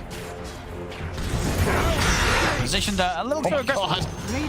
DM definitely able to do a lot of damage back towards Dream. Not enough to kill him, but Save going down and also losing his courier. So a couple of nice finds there for AS.Gambit on the top lane. Just trying to make it challenging. This is what he did in the last game. Couple of feeds, but still made sure that DM had a decent start. Although I would like him to play a little safer. You just don't need to defend a Timbersaw the same way as you do have to die to defend a Venomancer. I think DM is perfectly capable of taking care of himself up top.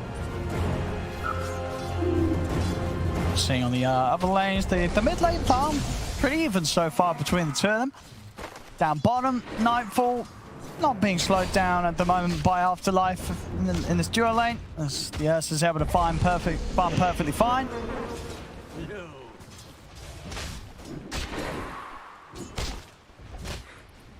And so far, so good, though. And the same deal as the previous game, ASM.Gambit out to an early lead. But we'll see how they're able to utilize it as this game continues. We see Afterlife actually giving Nightfall quite a bit of a chase here. Nightfall is able to pick up the Ring of the Health from the side secret shop, and he does still have the Fairy Fire. He's going to go for the TP out. And still with level 1 on Seneko. Not any catch to put a stop to that. So he's back to the lane. And now with the Ring of Health, he's going to be a lot harder to try and harass out of this area. Cheeky there from No One, glyphing the wave, making it so GBK should miss some hits. Nope, he'll actually collect them all. He knows what he's doing. No One does steal his rune, however. The flak change does make this mid gyro a lot more effective. Just, 50% more flax, level 1's pretty solid. But at the moment, VP out to a slight CS lead in effectively all of their lanes. In top, though, that's the one I'm real concerned about, because DM now, he can pretty much play alone.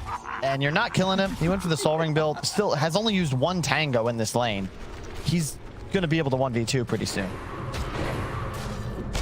You see bottom lane, Tombstone's going to get dropped down, but every time it's going to be that avenue for an escape with the TP. Ooh, mid lane. GPK not 6 yet. Here comes Seneko. What? He's under the tower. TPK. TP's coming in. A lot of damage with the run front. It's not enough. Oh, hell yeah. GPK actually able to get out as they didn't quite have enough there with even with the level 3 rocket barrage. Couldn't quite bring him down. That is so huge. They really wanted that kill. That would have got no one 6. Then maybe you can even make another move once GPK TP's back when he wouldn't be 6. However, he's going to bait now. Ward placed by Seneko. I don't think he knows save is in the vicinity still. Look at GPK's positioning. Playing away from the rocket. I mean, Seneko really wants to go, but and credit to save. He did change his build a bit. He skipped Hex first game, not again. Recognized, you know, maybe I should ensure I have that to stop this Tusk damage during his tag team. So he has the 1 death in lane instead of the 3. I'll see that on the replay again, just how close it got. Either the Fairy Fire on GPK, able to get out that last moment as the shackles came, the homing missile stun came to an end. As so close, a right click away. I mean, less than a right click away with how low he got. Crucial time though to make sure he doesn't go down. And farm continues to be an even trade. You know, all things said and done, the mid matchup, you know, no one has done very well as the Gyro. 35 for 8 against the 32 for 2. He's got a lot out of this, so no one has got a pretty solid game ahead of him as this Gyro that's had free farm in the mid lane. Of course, that's solo XP as well. Save, man. Just stay away from mid lane. Gonna get in onto GPK. So he did the damage this time round. Again, it's not quite enough. Oh, he's gonna hit 6 off just another creep. I mean, 2 times now where they've got so close to bringing him down, and it's just not enough. GPK's able to live. That's got to be mildly frustrating there for AS.Gambit. That's putting it mildly, and that's just brutal. You need this Gyro to get ahead. It is not a good matchup as this game gets later, and GPK even grabbing the DD rune. Won't even check. Okay, he'll check for the bounty, but now he'll know Tusk has grabbed it. They're gonna hunt him. There we have it. Zip, close in, set up with the slow. They've got the stun. The first move here from GPK will warrant him a kill. Gotta be happy with that. Feeling very good. Bottom there. Here comes the rotation. Level 6 on Afterlife. Level 6 on the Gyrocopter. Nightfall. Not super thrilled with how this lane has gone. Axe just continuing to pull the lane. He is free farming under tower, but now he's gonna feel a bit spooked. And not quite having his level 6 either, so. And they want to punish this. Nice jukes here from Nightfall. And he will show himself once again, but now TPs are coming in. Cancelled. Whoa, whoa. Was that a misclick? I have no idea. It was cancelled by choice. No one was in position to forcefully cancel the TP, so they decided to bail on Nightfall. I mean, he'll hit the 6, but with 4 heroes down here, he is looking very, very dead. Wow. It will manage to take him down. I mean, maybe the decision was made, even if you do throw another hero down there, unlikely you deal with the 4 of them. It's an Undying with Tomb, though. I mean, it's someone else. I mean, I guess they don't want to bring DM out of there, but if DM TPs, that whole move is done for. But at the end of the day, you will lose an Undying or an Ursa, but they're not going to push. But now they'll bring the Timber. He has secured top tower. No more objective to be taken. So now you move out and take the lane most likely to be ganked into. That dive would not work. We're at DM bottom. The Dusk is always ready for a fight. Is that what item is no one going? Drums. Okay, so this typical aggro gyro build treads into drums. He's going to have good timing on it. Fits the pace of the game that he wants to play, as they are going to look for the fights here, AS.Gambit, so they can brawl as much as they can, whilst the Ursa is on that stage of the game where he's still on that long build-up of the first major farming item. Yeah, this game is Afterlife's going to be going phase, rushing the blink. Okay, makes sense. This whole game comes down to, do you trust in Wisp, right? Because Virtus Pro's lineup is very straightforward. It lifted straight from EG's playbook. Yes, me. No armor stacks. And with the overbearing magical damage they've got, DM, he's getting low. Actually, not low enough. He's able to get the chain off. And DM actually going to survive another sort of full bronze of the attack coming out from AS.Gambit that isn't enough to get the core kill. It will find save, but just struggling to find these cores. Couldn't kill The mid lane. Yeah, be careful. They storm off a few times. GPK now DM. He's healed up quite a bit. What? If they've got enough damage this time round, as chasing it, they will find it. Where is the Undying? Kingslayer, my man. Oh, he no didn't teleport. have a TP. No teleport, and this is why. Even if you die bottom, I actually think he had to just be in that area, right? Like, why isn't Undying here? This hero doesn't push waves. He fights. They are diving your tier 1s. They are killing your allies. Move. Oh, it's definitely been a bit costly for VP down on that bottom lane. AS.Gambit now a 2k lead with the moves that they've managed to make down there, taking the tower. That's huge, and that really don't want that to happen. Because Timber, that's his space. That's where he wants to play. He's far more effective if he's allowed to pressure the Gambit side of the map. You want him to die behind tier 1. Forcing 4 heroes to rotate, but that lack of tower now makes the map much less safe for Nightfall. And he's going to retreat to his own jungle. How's that timing looking on Nightfall? Yeah, through top 3 net worth, now all Dire heroes. Nice. Sort of away from the Battle Fury. Once he has that, we'll have the opportunity to farm at a pace that will help catch up. Of course, Io and Gyro, they're still 2 heroes with excellent farming capabilities down to their abilities alone. It's the smoke up from VP. See if they can get a jump. It's a little tricky though, as there's Gambit are paired underneath the tier 1 tower. And GPK is going to try and make a move. Set things up onto Immersion and they will burst him quickly, efficiently. They got him. Houston, they have handled the problem. Everything dropped, including the tombstone. Yeah, that means the mid tower is almost certainly done for. You don't have the team fight right now to fight into tomb. This is the main reason I took issue with Kingslayer's movements, because his presence forces ASM.Gambit to go somewhere else. Look at the stacking. Although that looks a little more impressive, I think, with the way we have that scaled. 3 stacks was represented as a lot more impactful than 1. I mean, although we saw a group effort there, all members of the team on AS.Gambit doing their part to set up the jungle for Dream, and for No One, I would imagine, as well. He's probably taken some of the stacks. I was thinking about it. Oh, GPK closing in on the Orchid, but not the Dream game by any means. I expected him to have a bit of a better start here. He was 1-0-1, 74 last hits, but 6th place in net worth. Yeah, No One definitely coming out of the early game better than GPK was able to do on his Storm. The mid gyro has worked very well so far. Even in sort of a game where there were those 2 situations where they did just miss out on a kill onto GPK. It didn't matter. And No One's still ahead. They have Blink on Axe. Gotta be really careful here if you're VP.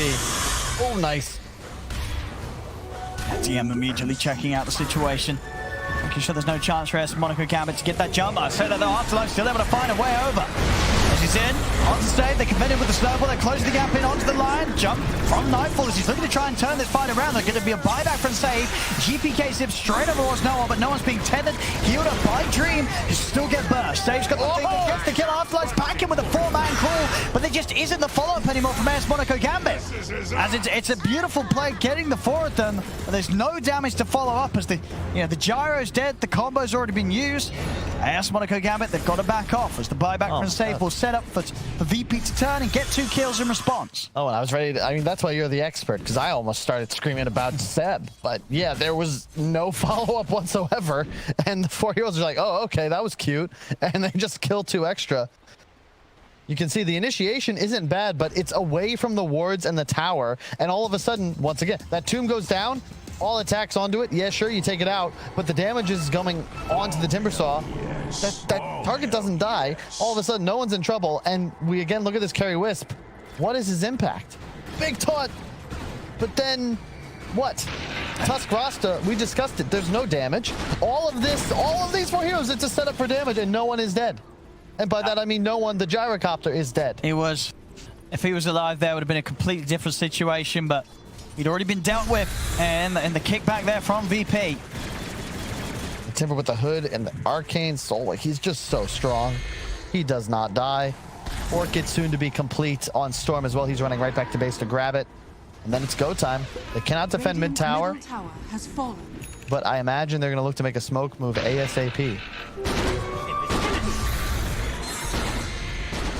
The Orchid done now on GPK.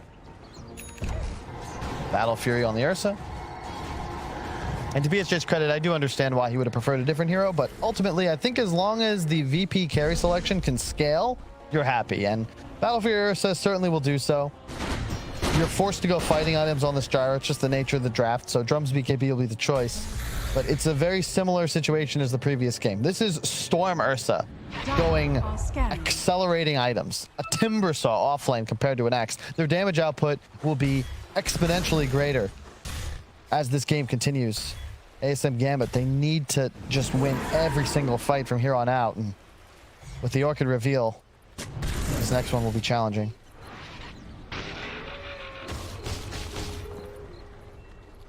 Good move here, though, from AS.Gambit. Keeping themselves close together, knowing there's a high chance that VP were on the hunt. And in fact, looking to kick back at them as they're going to come in with their own smoke. AS.Gambit. Nightfall is pushing out top alone. If they can catch him on his way out here, as they've got a good read of his position. They're in with the jump, the follow-up Hex. They're going to have the lockdown, and there's no chance of anybody getting anywhere close to be able to give Nightfall a chance of getting out of there. So Kingslayer dropped down the tombstone. VP are going to still try and fight back, despite losing the Ursa. They've got the control and damage to take down Soneko. Dire's top tower is under attack. Really nice tombstone positioning. If you get it into the pit, there's no chance Gyro can pick it off. But this time, Gambit wisely do not contest the area of the map that Virtus Pro are looking to turn and fight you in. It's anybody who's seen The Patriot should know, or The King. There's a lot of movies with the same concept. They send out the initial forces, fake the retreat, and the reinforcements are there, ready to kill you. Did you just spoiler those movies, or is that not a key part of the story? I don't know. I've not seen these movies. You haven't seen either? No. Well, I don't need to now. You told me the plot. He's in the jungle. Did he finger him? He did. Save. Oh, no, he didn't actually. No, he cancelled it. He held back after the initial animation. Okay, credit. And the temptation definitely would have been there for the stack, but you're right. You know, still level 1, very long cooldown. You've got to save when it's needed. Pretty cool, though, because maybe you don't know. Maybe you're like, oh, I got fingered. And then you check your combat log. Or maybe you don't know how to do that. Like, no, that's true. If you don't check the combat log there, they could be making the call that fingers down. You're right, no. But these are professional players. I'm sure they look You'd be surprised what professional players can get wrong. Oh, we'll see. If they, maybe in the next fight they're going to get caught out by a surprise finger. If they assume it's on cooldown. After, I mean, very risky to do. I guess you have a very small frame where the actual visual animation is out, but obviously the damage hasn't been done, so you can pull it back. Radiant are scanning. I mean, think about it. There's a lot of people watching right now who are thinking to themselves, I've never left an Aegis after I killed Roshan. I've never had an item destroyed, but, you know, not everybody can say that. Not a lot of pros can say that. The Rosh is the play. Very easily done when the Timber can tank it with the assistance of the Tomb, but you got to be careful. If they fight into Tomb, it's tough. If you wait for it to fade, it's very Gambit favored. BKB reveal. No stacks on the Timber. Careful. They're trying to get in on this. They'll make the jump. Afterlife's in. They get the taunt off. Roshan's going to go down to VP. Can VP pick it up in time? No, they can't. As AS.Gambit, they're able to get the snatch. Afterlife picks it up on the Axe. They've got the Hex control onto Nightfall as they bring down the Ursa. It's 3 dead on VP. As AS.Gambit get in at a perfect time. Afterlife able to taunt Nightfall, hold him in position, stop him from being able to pick it up. Wow, I'm shocked that they didn't invest more resources. You know, this is the danger. Timber, because he didn't have stacks, didn't feel confident using his body to prevent the entrance into the pit. Thus, the Axe is able to move forward, get the blink taunt. If Ursa gets Aegis there, I think that fight might go completely differently, but instead, Save is actually caught out. Again, because the Timber isn't able to properly zone. And the BKB reveal. Once Gyro moves forward, there's nothing you have on the side of Virtus Pro to stop a BKB Gyro. This is also your answer to the Tombstone. You know, we did discredit the pick in the draft, but ultimately, this is your hard counter to Undying. Tomb is not a real tool with this BKB Gyro. Just pop the flag, all zombies die. Stupendous. You can ignore it effectively. No, no one's just having a brilliant game, and a game that you sort of assumed in the draft that you felt what GPK would be able to do more in the lane to just stop no one from getting his momentum as early as he did? Well, just thought he would do more in the game as well. He's been very quiet. You know, his kill death isn't bad. 204, sure, but his net worth doesn't reflect the space I feel he's been given. A part of that could be, of course, that Ursa has been taking his top triangle for most of this game. But yeah, just thought we might see a little more progression. Not the ideal hero for team fighting, though. Keep in mind, he wants to make moves like we're looking to see them set up bottom. Just find Seneko, get the Orchid off, easy kill. But this could be spooky. The whole lineup of Dire is approaching, and Save and GPK may bite off more than they can chew if they look to make this move. Blink ready online. Spooky. This is not going to end well for them. Are they going to show themselves? They scanned him. They've scanned him. GPK's already out of here. Radiant's So safe. They'll blink away. They're not going to try and stick around longer than they need to. And it's a good job they didn't, as AS.Gambit comes searching along the tree line after that scan. But VP's away. So this game, it's all going to be about the initiation. So as VP, you need a BKB on your Ursa. That's going to be what you're waiting for. Wouldn't mind having one on the Storm as well. You initiate onto the Shadow Shaman or the Tusk, and preferably have a Tombstone already placed on high ground that spots the axe, prevents the blink in counter initiation. Radiant's bottom tower has fallen. Get a couple of pickoffs, clean up those supports with ease. Nice move here by Seneko. Trying to get a setup onto the Timber if he pushes this a little too far. Oh, that's light. Save. He's going to go for this. They've got GPK close enough to zip in. Careful. Finger down. They're going to be able to bring him down. They will. They drag him back into Remnant Hill fall. We'll see what AS.Gambit can get in return. Save. It just evaporates there to the damage from the two of them. I love that play from VP. Like, they just forced a full rotation to a dead part of the map. Meanwhile, Nightfall's been farming this entire time. Remember that gold lead? That was 4K a couple minutes ago. And all that's changed since then was VP losing a tier 2. But the XP gap, the gold gap, has closed little by little as they start to out-farm on the map. That Battle Fury pay dividends. BKB soon to be completed as well.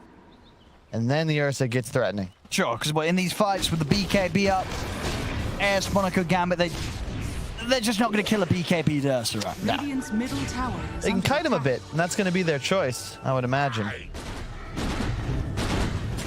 We shall see. No one going for the Sanjin Yasha next item. I can understand it might want more damage, but listen, why it's just such a great item with the status resist now. Gives Gyro everything that he wants. Little bit of damage, that survivability as they go. Oh, they're trying for the jump. Remember, he's got BKB. Drain, they go on to no one, but the snowball snake's going to come out in time. Gives no one the chance to get the BKB off as they roll straight over towards. They take down the Lion. Carmen takes a fall here in return, but the BKB and Enraged Pot Nightfall, he's having a run. Whoa. He's having to use this to get away. DM's going to get back in there, but Nightfall, he's going to be cautious about how he initiates. With no BKB, no Enraged, still finds the opportunity to get in on top of Afterlife and Immersion, in fact. And now DM, he's actually moving over to push back no one as well. No one's got to run. I mean, it looked like it was not going to go too great there for VP with Nightfall having to use the BKB in the ult quite early, but DM's still able to just charge into the four of them. The X factor is this Timber Saw. This is the true carry of this VP lineup. This BKB on Gyro starting to get lower. He doesn't die. The big disparity in this draft is that Axe, he's good for a blink taunt. That's it. That's his effectiveness in a team fight. That's all the setup, right? He's throwing the alley-oop. Timber provides the dunk. The damage output here, absurd. I'm really shocked. Like, where was Ursa in this fight, right? They get the kill onto Seneko off to the side. It's early BKB, though. And he pops in rage. He's like, oh, I got to get out of here. If he turns and fights DM's here, just like, we're going in. Yeah. I don't think there was taunt available. That could have been even worse for Gambit, but like, just look at the damage. Oh my God, DM. Always ready for a fight. Yeah, a huge nightmare. Is he chewing gum right now? He's just like, oh, look at his lips. Oh my God, that's terrifying. He wants a snack. And he sees quite a few on the enemy side. He's definitely in the zone right now, DM. What's he doing on the KDA? 5-1-4. Now, BSJ, he's talking about playing with swagger. I mean, that is swagger personified right there.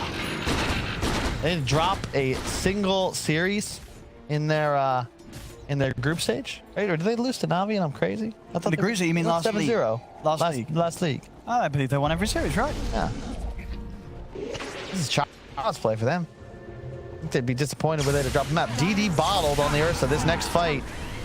They want to get him a blink dagger before it starts if possible. That'd be huge for them, but looks like he's already back in base, so it won't happen. Or will?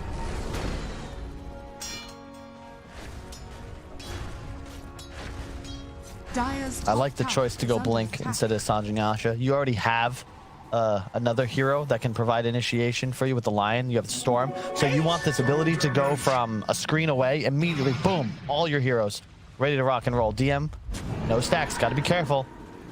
But he doesn't mind being initiated upon. DM just having to get the Lotus off in time, and that's going to give the chance for them to jump in over towards Snake on the backline to get the stone control onto the Axe Afterlife. He's going to get Hex taken down as VP they've found too. DM getting a little low. Soul Repeal comes out. He's able to find the Timber Chain off to the side. DM, he's out of there. He'll live. And now the snip in for GPK. Use that last bit of mana to control the gyro, but the roll is there from Immersion straight over to GPK as GPK and Kingslayer fall. And this Ursa just not having much fight impact whatsoever. Surprised GPK went back in there. Shout out to DM though. He perfectly found a path through those trees. Looked like he was what's the sport called where you're in that suit and you fly and it's really dangerous, but people still go through bridges and tunnels anyway? Wingsuiting. Yeah, I know. Yeah, right through. Yeah. And he's back in.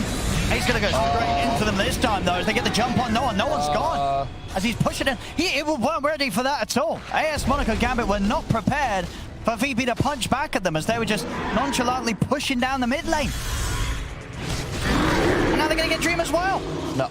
Had the BKB. Gets the reveal. They've not got anything to stop it. They haven't. All right, so Dream will manage the BKB and save himself, but that's no one gone for a minute. You can't afford to make mistakes like that against this kind of draft, though, Owen. That is huge. Top lane scored. Little freebie here for GPK by the looks of it. That's all I say, that's Seneko. Is he going to play here? He's got the shackle. Oh, no. But ultimately still dead. It could have been cool. He was trying to get one more glimmer off, but unfortunately GPK did so much damage that it was not possible. Shout out as well. Core players, take note. Buy your own dust. Don't ask me for it. Buy it yourself. Get some solo kills. Be a good Dota player. We're safe. Cannot be safe. No, he was chilling there. I mean, obviously relying too heavily on the shard upgrade of his mana drain. Feeling invincible with the spell immunity, but there's lots of ways to work around that spell immunity. Smoke up from AS.Gambit. Look at the strike while save is down. VP no. So they're out of there. DM pushing out top. Spidey Senses was right on top of a ward. Has his own shard. You see the flamethrower going off.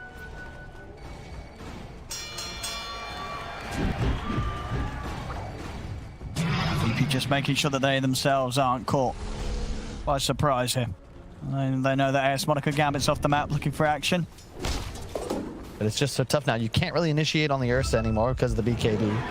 Right under a smoke or ward, they're going to smoke. They saw them in the river. Yeah, they should know that this is coming, AS.Gambit, so they can prepare for this. GPK, BKB prepared. This is a huge timing. They're going to drop the wards. They're going to open it onto DM, but already on the back lines. Nightfall's going to find the commitment on towards Seneko. As they jump straight away onto the Shaman, they'll bring him down. Now they turn over towards the Axe. Nightfall in, and with the birds for a save, they'll bring down the Axe. 2 buybacks immediately coming out from AS.Gambit. They're going to look to try and turn this one around. Nightfall will fall. Jump from the onto the back line. They're starting against the 2 of them. Catches Dream, catches no one. GPK is out of mana. DM still continues to fight. He's incredibly low HP, but they can't quite finish him off. He's still got the burst available. Afterlife finally able to find the dunk to bring him down. No one up on the high ground. Will fall. A save brings him out.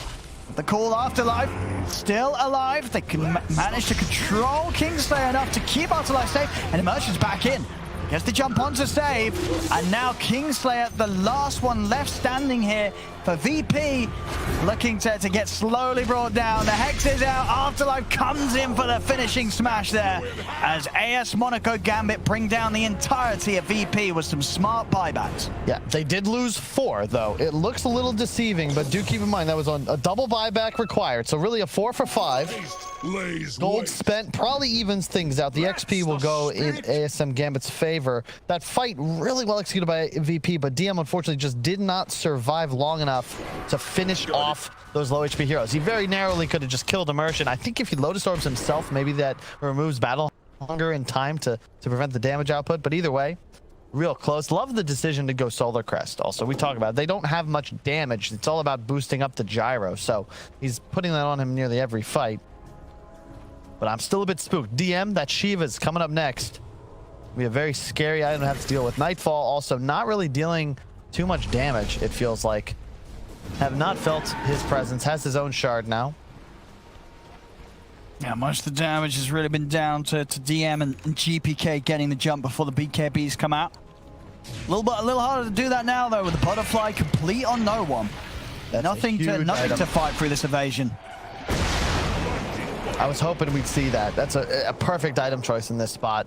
Storm can't really itemize against it. He's too under farmed to be thinking about a Bloodthorn anytime soon. And Ursa, you know, he already just committed to the Sange. MKB will not be in the cards for some time.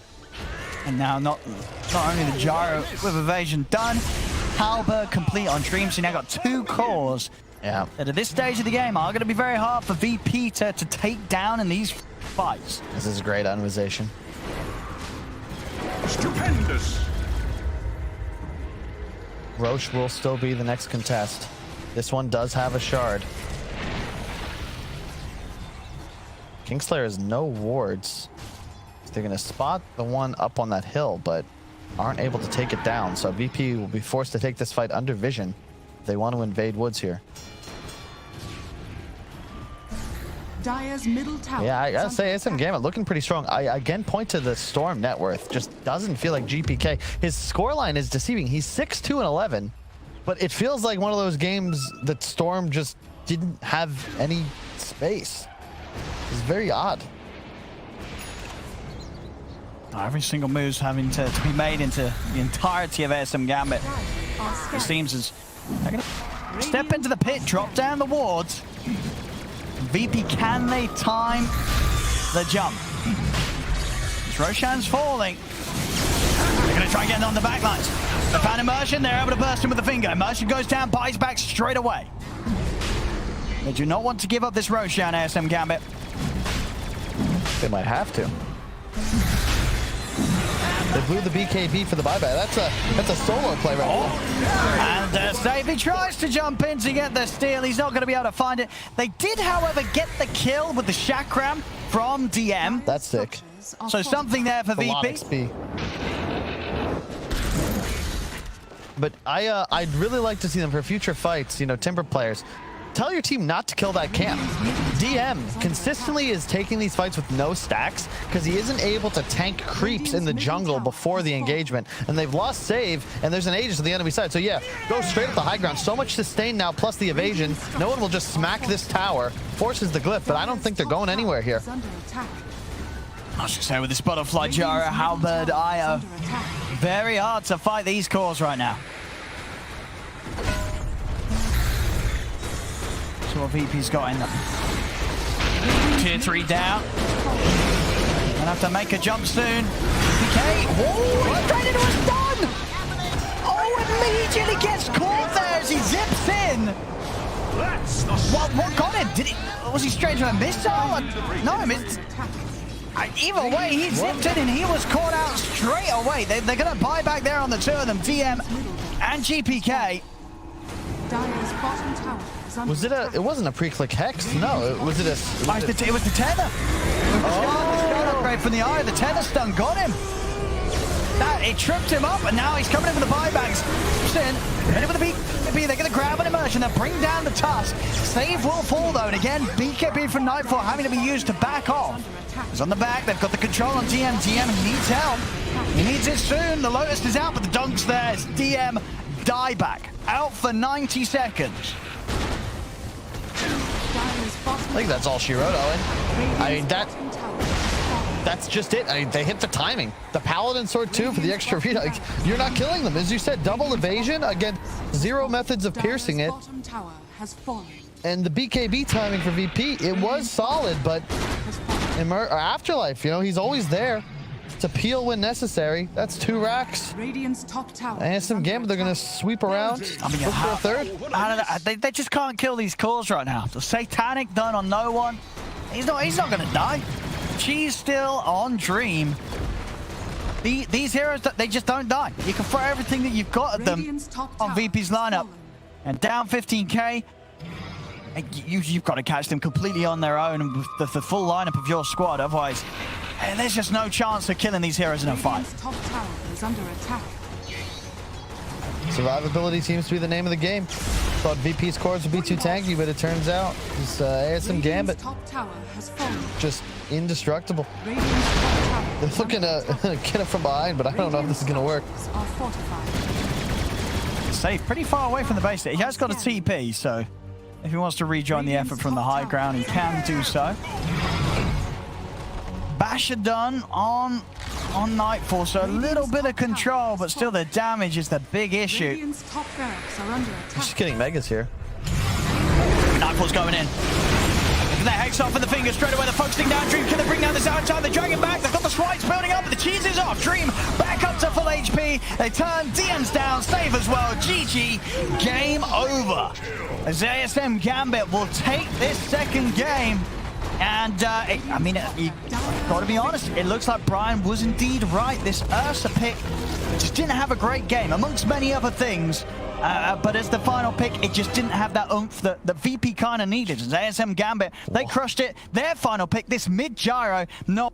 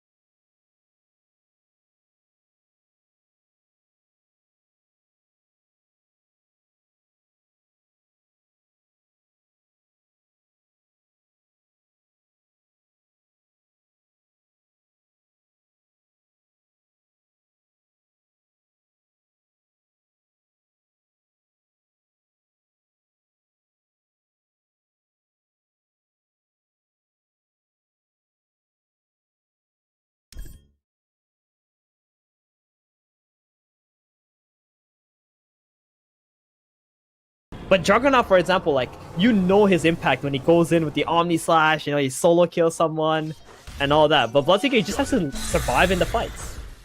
Just running around punching people. Yeah. Now forcing the Omega side to try and mount a defense. Storm Spirit, yeah, he's toying with a Snapfire. Not really a kill attempt. They have to hold on to this bottom lane of barracks, though, as every lane converges on that dire base. Let's calculate something. How can Omega win a team fight, right?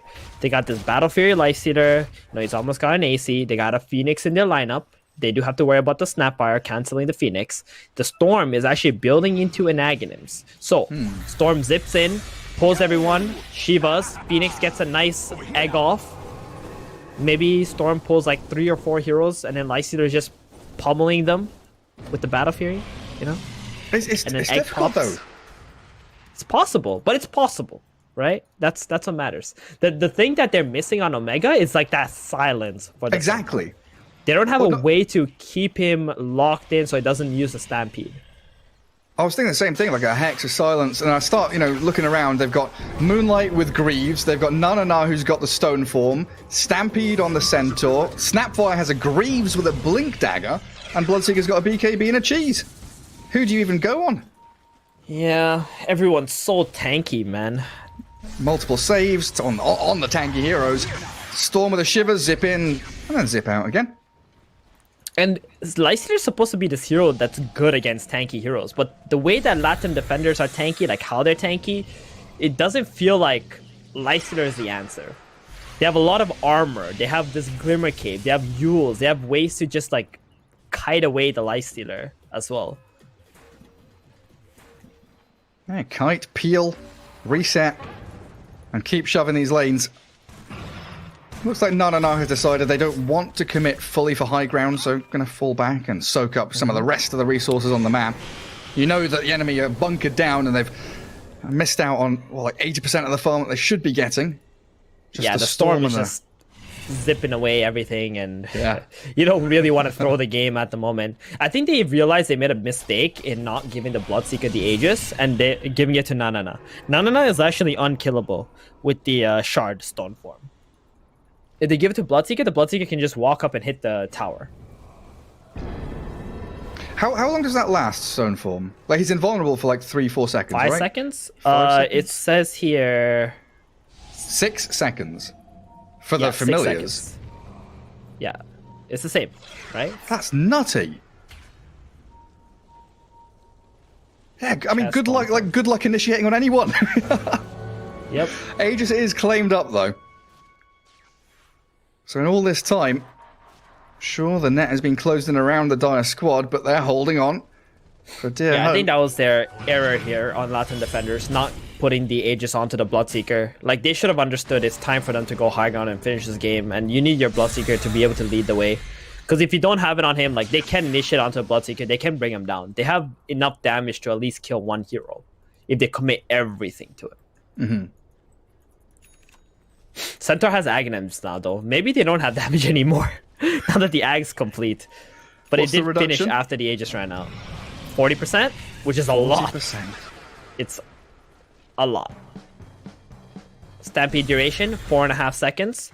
I'm not sure if that includes the 1 extra second from the Aghanim Scepter. Mm-hmm. So if it doesn't, then that's 5.5 seconds. Still just invulnerable heroes all around. Phoenix trying to get a bit of dewarding going. Yeah, it doesn't. The tooltip does not show after the Ag's boss, so it's 5.5 seconds of 40% damage reduction. Oh, goodness. For your whole team. For your whole team. I mean, that's as good as a Kunkka bolt. Globally. And it's global, exactly. Well, the bird's flying over the Timbersaw. Yeah, that was a recent buff, by the way. The extra 1 second. Yeah, just a nice little buff there. I mean, you were talking about why Centaur has become so popular recently. He's had all these little buffs here and there. Mm-hmm. That's definitely one that we should look at. Yeah, I see an Infest. Is this action? Is it? No, don't tell me. They're gonna do something. Who? Where? How?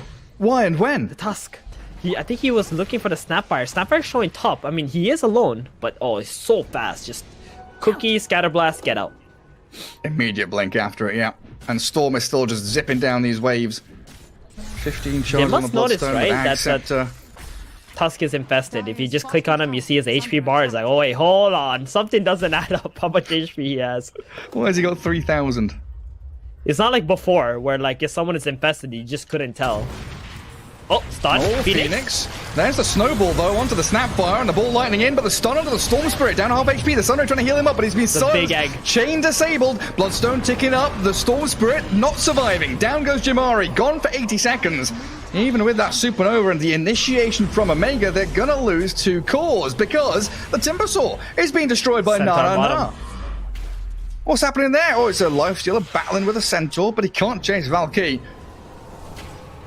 Tusk is going to TP back to Fountain, and they buy back Lissax. Still 1 minute where you're in this position without a Storm Spirit. And Bloodseeker is just going to walk straight up there. They're so confident that the Storm doesn't have buyback because they saw him just complete the Aghanims. Mm-hmm.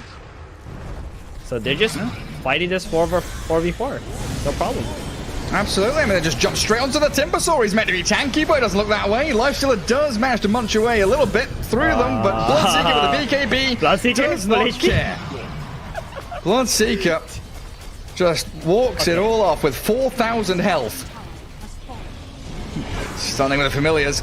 And there's a Hex trying to snowball save, get the Lifestealer inside, but they're rolling in towards the Witch Doctor and in towards the Centaur Stomp. The Blood Right comes. Mingate pops on his armlet and tries to halberd them and do what he can, but that's just infesting into a creep and running back to Fountain at this point. Sunray, come on, heal him up, get him in there, back to safety, not going to be allowed. Latam defenders claim yet another life, and good game is called. We got a game 3, Gary. We sure do. Oh, look at Nana, he's just walking into Fountain. OG style, trying to dive there, and GG. Latam defenders tied all up.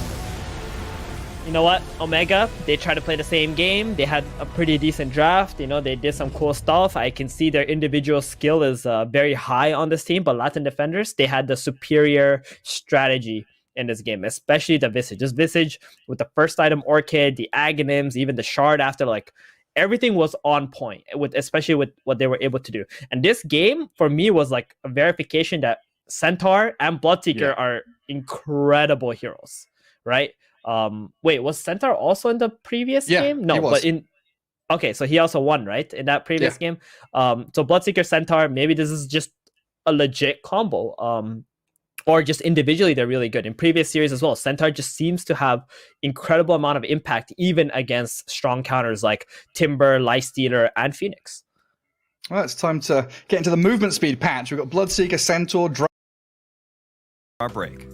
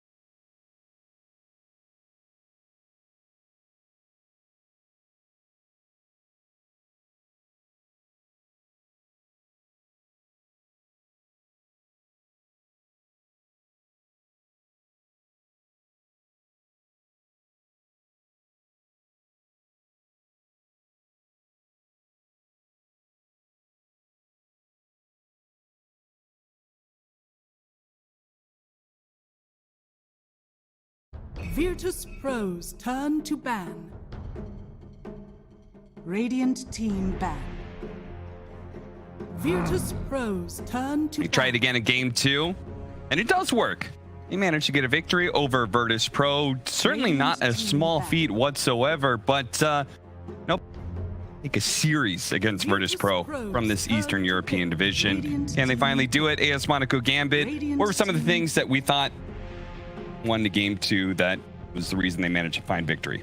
I just think it's the IO partner, man. Okay. Like, the last game you had a tether, or the first game you had a Pugna to tether. Like, these are two heroes that both don't really want to get initiated onto. Gyro's one of the prime carries to, like, you go on me and I'm going to turn around and kill you with all my output. Yeah, there's a guy I was just reading, you know, I try to take feedback from the community, and guy on Reddit taught me a lesson, you know, and to quote him verbatim, Kyle so dumb doesn't know gyro, spelled G-I-R-O.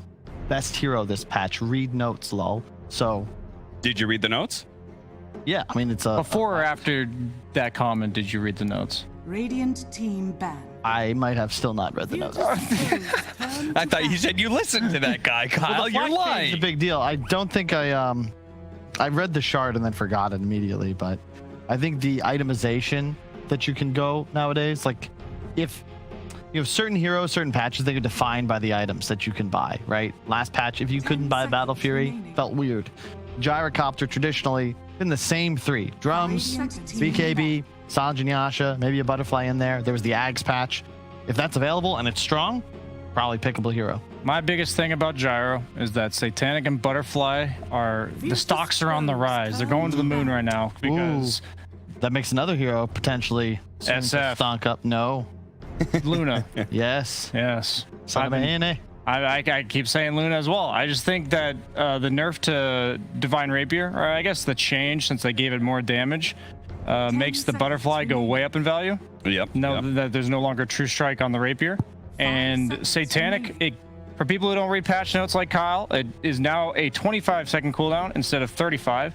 It can now not be dispellable, so once you pop it, you will get to utilize the heal. But mainly, it gives you a dispel when you use it. Oh. So silences, Spirit Vessel, any debuff like that was previously on you, you're now reliably able to make use of the active of the Satanic. So it's a huge buff to the item, and it makes it so heroes like the Gyrocopter, they have a second BKB-ish, you know, they don't have to pop the BKB right when they pop the Satanic. And I'm glad they also buffed Manta for that reason, because there were all these heroes you had to, like Treant is probably the best example. You know, you need the BKB and you wanted to have some sort of easy dispel so you don't end up rooted. Now Satanic kind of gives you that extra bonus. It's really, the game is just getting more and more complicated. There's so many items, so many more variables added. It's going to be at least a week or two more where supports and overall the disablers of the team are going to have to get used to Satanic giving a dispel, because usually you'd be willing to preemptively cast the root from a Treant Protector, for instance, but now you might have to be a bit more patient until they pop the active. And I think the biggest part about the old days was Eul's being such a serious counter. It's been nerfed several times now, and it used to just straight up dispel the Satanic, but the duration is 6 seconds. So undispellable. Yeah, undispellable, 6 seconds. The Eul's is about the best option, and it only do about half the duration, which even just a few hits from Satanic can be enough on most heroes to get all your health back. Wonder if something like Terrorblade will be stronger now, because in your kit you'll have both BKB, Manta, and then now Satanic. So the idea that you're ever able to actually Orchid silence him into a kill pre-Sunders just seems impossible, and benefits a lot from the lifestyle. I've been experimenting with Terrorblade a bit. His laning stage is really weird because they gave him a lower, like, his metamorphosis is less powerful, but he's more powerful with his reflection and just being a normal Terrorblade. Oh no, is it the Monkeys Forever build back? I don't think so. Explain the Monkeys Forever build. It's a 404 where you don't go any illusions, you just max out the reflection. It's like, it's so funny to watch. It's nice if you're in the right matchup for it, but I think a lot of carries, there's so much space in the jungle to farm right now that if you do have a spell that accelerates you there, in the case of Terrorblade, the Conjure Image, you just don't want to pass it up. I don't think it's a viable option right now. and they just go for the gyro straight up. They don't think they're going to get it last pick. I don't see why not. Looks like a run back of Game 2's draft if you just swap up the order a little bit. Yeah, isn't this... I know, Kyle, you've always had a bit of an issue with this. When you're just kind of repeating drafts. Isn't repeating drafts to the benefit of the losing team? If they understand what went wrong last game, they can make adjustments? I would say so, but I would once again go back, think about what the experts are saying. You dumb gyro OP. Like, I don't know if I can argue with that. To be clear, what gyro's OP? Virtus Pro, I'd agree with you, but they bumped the gyro up, right? They assume it would get banned in the final 2, so maybe it is IO gyro, right? This combination is probably second only to IO Tiny in notoriety.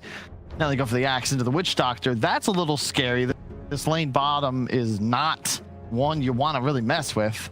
But to your point, you now have extra options for Gambit. You see the gyro. You see all 3 cores now, and you have 2 heroes left. You should have something ready. Are they last picking a 5? Much better to have Lifestealer here. Or a 4 for Gambit? If this is an Axe 3 and they're literally just running it back, it's a little strange. I like Lifestealer a lot more here than I do the Ursa. More formidable, built-in BKB. Armlet strong. Yeah, we were talking about it last game. We just didn't. We wanted to see either the Troll for the lane or Lifestealer for the game.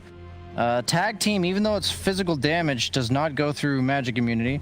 So even though you have the BKB piercing disable of the call, as long as he pops rage, you're really never killing this guy with the 4 heroes that Gambit's got so far. Don't you still have issues? Part of the problem with Ursa the last game, he was getting kited a lot by IO Gyrocopter. They just move so fast. And Brian, we were talking about the Abyssal change really hurt some of these melee heroes against this kind of mobility. Is that not still an issue? It's a bit of a concern because the lockdown, it's delayed lockdown, where first off the Hex, yes, it's instant, but they still get movement speed buffs while they're in Hex, so from the IO tether and such. But the Cask as well as the Impale from Lion, because these heroes are so fast, they're actually going to be able to cover a lot of ground of retreat when the Lifestealer is then trying to close the gap. But I don't know, the rage giving movement speed, Lifestealer, I think he's one of the lesser affected heroes by the Abyssal nerf, just because you have the rage move speed as well as the built-in BKB. You're not as reliant as that instant 600 range blink. Oh, well, there's a hero that limits mobility quite a bit. This is nasty. This is my favorite hero against Axe. Oh, you want to blink taunt? All right, you're chucked up in the air. CC gone for EMP. You want to cut creeps in the mid game? You get cold snapped and you're dead for the full to 0. Yep, a natural vessel buyer too. So the question is it Quas Wex or is it Exort? Quas Wex, I think for sure. You do not have a ton of setup for the new Sunstrike. I'm just wondering because with a Lifestealer safe lane, I'm actually very happy to have a carry-esque mid because I'm kind of on my own little island. I don't really want help, but I don't particularly help you that much. So I don't mind if my mid's a bit more farm heavy. So the Quas, that would mean the Quas Exort, but I don't know. The changes to Invoker, he gets a lot more stats, but his orbs are less powerful. The Exort gives less damage, and the Quas gives less regen. So in terms of exactly how the lane matchups work for Invoker, I have absolutely no clue what the changes have done. Well, we will find out. As you said, last pick, probably the 4 position, I think. Yeah, they think they banned away cores, Morphling, Razor. So what does this mean? Gyro. They flex the gyro to a support, maybe? Maybe. That could be cool. Yeah. 4 gyro or 5 gyro, 4 tusk.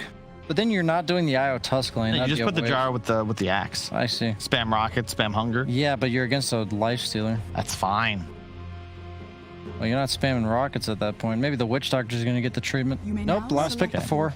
I really do feel like Gambit, they disrespected VP with this draft. Like, they revealed their cards, and VP, I think, preemptively planned for the Axe, right? Like you said, Witch Doctor, I dare you to pick Axe. These strength offlaners that play up in your face, they hate Maledict, man. You usually lack the finishing damage, the finishing blow to deal with the Axes in the early game, and that's what Witch Doctor's for. Out of all the teams not to respect, Virtus Pro against Monaco Gambit, this feels a bit questionable for sure. Yeah, agreed. I'm going with VP heavy on this one.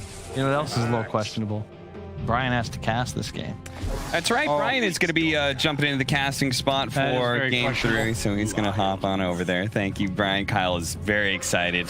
I love listening to him, man. I'm a sub.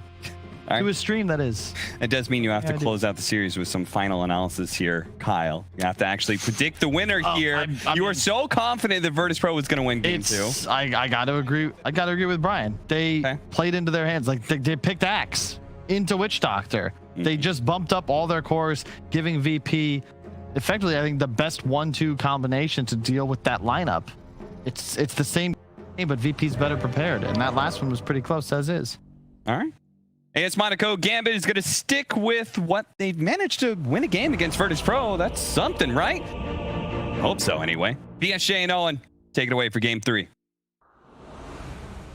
Indeed, let's see if Monaco-Gambit can take them down twice here in this best of 3 series. As coming in with a very similar draft, you know, no surprises really from AS Monaco-Gambit. And as you guys sort of said in the panel, you know, pretty bold thing to do against a team such as VP after VP had the success that they did last time around in the league. But Brian, what do you reckon about this? You think that VP, they're going to have this one figured out and they're not going to let AS Monaco-Gambit get away with, again, another attempt with this IO that did work out in Game 2. Didn't have a terrible game in Game 1. Was still able to find the farm. But 3 games in a row, first pick. VP, they're not going to let it sort of take them over twice in a series? So the IO gyro, it presents this, we're going to set this IO and this gyro in front of you, and you have to go on them. And last game, because they had this heavy commitment Ursa carry, they didn't really have a way to make the gyro scared until they had already committed. And that just made, I think, the whole save mechanism, the Tusk and the IO, much easier to execute. But this game, the Invoker changes all of that. I love the pick. It's just such a disruptive hero that not only forces the hero in front to be very scared, but the Tornado breaks the saves. You have the EMP that nobody wants to engage on top of. I just think a fight disruptor was really important for VP, and the Invoker does that perfectly. Are we going to see sort of the Invoker be able to slow down the gyro's laning a bit more? You know, GPK last came on the Storm in the 1v1. Wasn't really able to stop no one from getting free farm out the lane. Is it any different this time around with the Invoker against gyro? I think Invoker will do way better. I know the matchups for Invoker have drastically shifted, but I'm under the impression that the Storm, you have to be point blank range for Storm to do all of his damage in the laning phase. And I think that's why the ranged hero and the gyro did a little bit better than a lot of us expected. But Invoker is not that at all. The Cold Snap EMP, if he goes for the Quas Wex, he still has not decided. Yes, he's going to go for the Quas Wex. Just leveled up the Wex, oddly enough. EMP level 1. And he's going to hit it, so that's a decent bit of mana taken away from Noah. And of course, an excellent zoning tool can mess with Noah when he wants to really question if he commits for that early CS. Yeah, the securing of the range creep by means of making them run away from it. It's a new one. And then on these side lanes, I mean, last game, your read was pretty good with how good of a game Nightfall was going to be able to have on the Ursa. This time around for him on the carry Lifestealer, are we seeing sort of a similar situation as Game 1 where Nightfall was able to take over with the Lifestealer? Yeah, Ursa usually uses his defensive mechanism as a response to damage, while Lifestealer pops Rage preemptively, which I think operates a lot better against the VP hero, or against the Gambit heroes, as we do see this IO Tusk lane getting early kills again. Yeah, first game. That way every game. I mean, yeah, the setup seems to be a little too much. It's always save, you know, bless him. He's always been the one to die a few times in the laning stage. Of course, it doesn't really matter too much. Sure, they did lose the second game, but save and all the efforts we've seen so far, having some great plays around that mid game with the initiations he can get going as a Lion. And the other game, sometimes a little rough there with the deaths here and there. And every time I die as support, free TP, man. I tanked it for my carry or my core, and I got to come back to lane for free. That's true. A little bit of time as well for DM to get in some solo XP. Exactly. And we'll see if obviously last time round in the first game at least Dream was getting some action, but he wasn't necessarily getting the farm. This time around seems to be getting both. No struggles so far for him in the safe lane. Of course, top lane. Likewise, in Game 1, Nightfall is having complete farm. I mean, is there likely to be much pressure at all on him in this top lane, or is this just going to continue where the Lifestealer can't really be touched in the laning stage? Yeah, so the last game, the Ursa, the Shadow Shaman plus Axe combo was enough to make it so he had to worry about the +1 rotation, the gyrocopter TPing in with the ultimate at the ready. But Lifestealer, he just doesn't care about any of this stuff. So I think he'll be able to occupy the lane much longer, which will slow down Afterlife, which we saw. He accelerated himself a lot with that creep cutting into the creep camps. I don't think that's going to work this time around against the Maledict plus the phase boost from the Lifestealer coming out pretty early. See, mid lane matchup. GPK indeed able to get a bit of an edge, and as we're seeing now with the cold snap and the EMP, making it very hard for no one to fight back, as no one just he's got one more spell in him and a few seconds with the mana that he has left available, but other than that, completely out of regen to get himself into fighting shape. So GPK having a much better handle of the mid gyro in comparison to what he could do in game 2. I really do feel, I said disrespect during the draft. They just said, we're going to throw exactly back at you what happened last game, but you get to pick different heroes in case you want to know what went wrong for you. As we see the engagement bottom and save, gets another free TP scroll. And it does indeed. I'll let you know that was the plan. We'll see DM try for immersion. Just enough burst heal to keep him alive and out to the side. We are seeing a similar situation to the first game though with Dream. They are getting the kills, but not able to really freely farm down here. Still struggling to CS against DM's Timbersaw. So it will be a bit of a slow start for him on the farm, as the free farm will indeed continue for Nightfall up top. Yeah, this is pretty much the Dream Lifestealer game. The only instant disables Rubik, which just isn't nearly as scary as the Shadow Shaman from last game. The Axe call, let's just bank on the fact that he's going to be quick on the finger. You should be able to respond to that, even if you don't see him coming originally. And what did you think sort of the build-up of Nightfall in game 1? Like, are you getting this Maelstrom most of the time, or is Armlet still the way to go? As we saw in the first game, it goes for that Maelstrom build, no Armlet on the build-up. Yeah, I'm really curious about that. Everyone I've seen has gone for the Armlet, but the Maelstrom Sange, that was like the year-and-a-half ago build on Lifestealer. It feels really nice. It accelerates your farm a lot, and the Sange amp healing goes quite well with the Feast. So it's like a build if you feel like you can get away with it. It's kind of like the greedier version. It's Lifestealer's Battle Fury equivalent. Sure. It does seem like he is going to go it again. He has the Maelstrom queued up. I mean, worked for him the first game this series, so no real reason for him to deviate on that progression. There's no super early threats. They need like the Axe Blink Dagger plus maybe a damage item on the gyro before he feels like he can't farm with impunity. And that's what the Maelstrom, if you're allowed to do that, is great for. I see instant TP reaction there from Kingslayer and Save as any sort of aggression starts getting utilized against GPK. They got the lecture from game 1 when their teammates were getting dove underneath tier 1s and nothing was happening, and then Kyle was flaming. I'm sure, yeah, indeed. Kingslayer will make sure he's always got a TP ready this time around. It's top lane Nightfall. Slowly running down Afterlife. Yeah, but to get another touch and get that slow going again. Same time down in the river. Got the move here being made over towards Save. Tornado from GPK comes out, gives Save a bit of time to turn things around. No one, he's trying to live, but he's got to fall. It will bring down Save, but no one dying before any sort of action was found. Immersion having to roam will manage to grab a bounty on the way out. But losing the gyro here in the mid lane as this continues to be just a setup where he's not having the same sort of free start as he did in the second game. Definitely getting punished more this time around by VP. It's a very similar story to game 1, where the cores of VP just naturally take over the lane they're in, right? Lifestealer will threaten the Axe while it doesn't work the other way around. Same with the Timbersaw against the IO. And you're seeing the Invoker Cold Snap plus Tornado be quite a deterrent to the aggression we saw from no one in game 2. And it just is going to lead to a farm advantage at any point that no kills are happening. And even if kills do happen, they're going to eventually not pay for themselves unless you keep steamrolling them. And so they're up 3-1. But I don't know how to describe it. I just don't like how this game feels for Gambit coming in the mid game. Like, I feel like VP's going to accelerate themselves much quicker.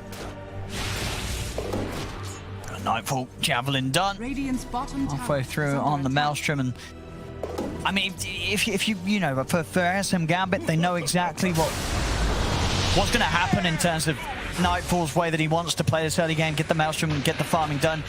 Do you have to look to try and punish that? Like, well, what do you do about this lifestealer? Or can you not really make plays into him at the moment? Usually the punish is on the enemy mid.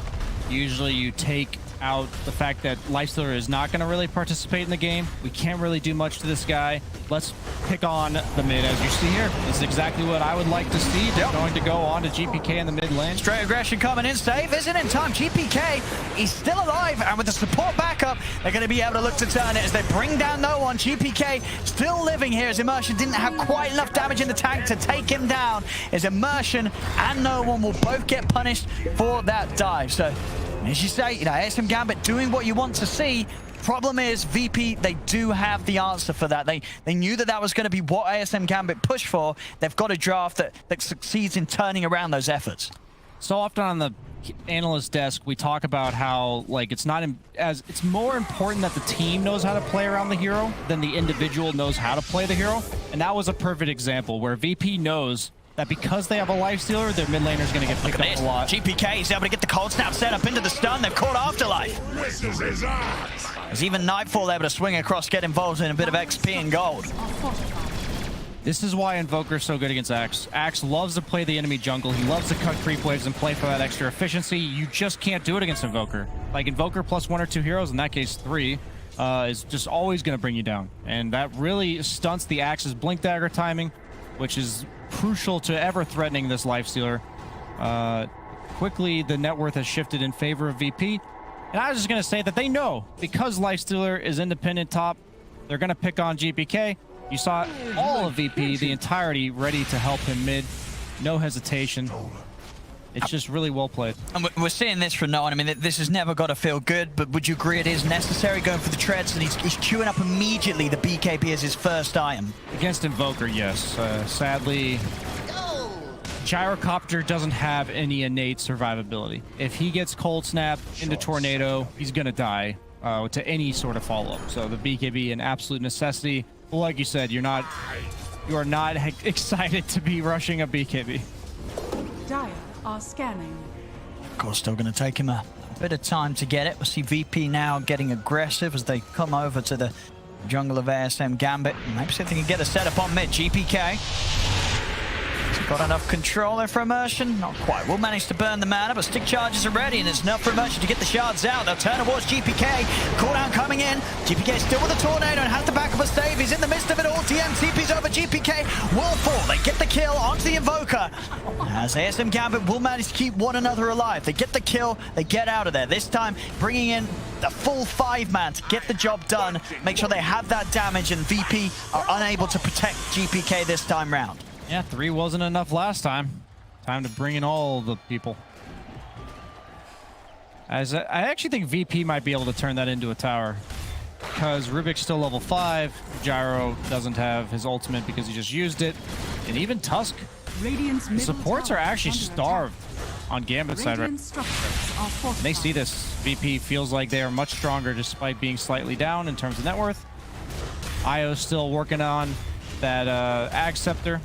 Helmdom is like a nice farming tool, but it doesn't really help you in fights. Nobody on the side of Gambit wants to fight, and VP recognizing that very well. Axe is getting his farm top, halfway to a Blink Dagger. Radiant's middle tower has fallen. Quick objectives though. 2 tier 1s taken away already here, 11 minutes in. And now Lion gets to farm top. This is the dream for a 4-position Lion. Farming underneath his tier 1 tower. They might look to dive him soon. I think they have to punish this. If you ever get to see a support just farming the most dangerous area on the map by himself, that cannot be allowed. Yeah, they're straight up there. Dream's ready to back them up as well, as they'll look for an opportunity to dive in on save. Well, save, he TP'd here. He needs a free version to get back. Oh, look at these TP backups coming in. They're not going to let save die today, as VP in immediately, taking down Seneko. As the rest of ASM.Gambit, they've got to back off. VP just making sure that nothing is given away, even able to get the deny as well on the tower to take that away from Gambit. The early game movements, they are just reading Gambit. They know exactly what they're going to be doing. Good. And Lifestealer mirroring the movements of the rest of his team. Earlier he played top, but since his team has already taken bottom tier 1 and mid tier 1, they don't really have anything to play for on VP down there.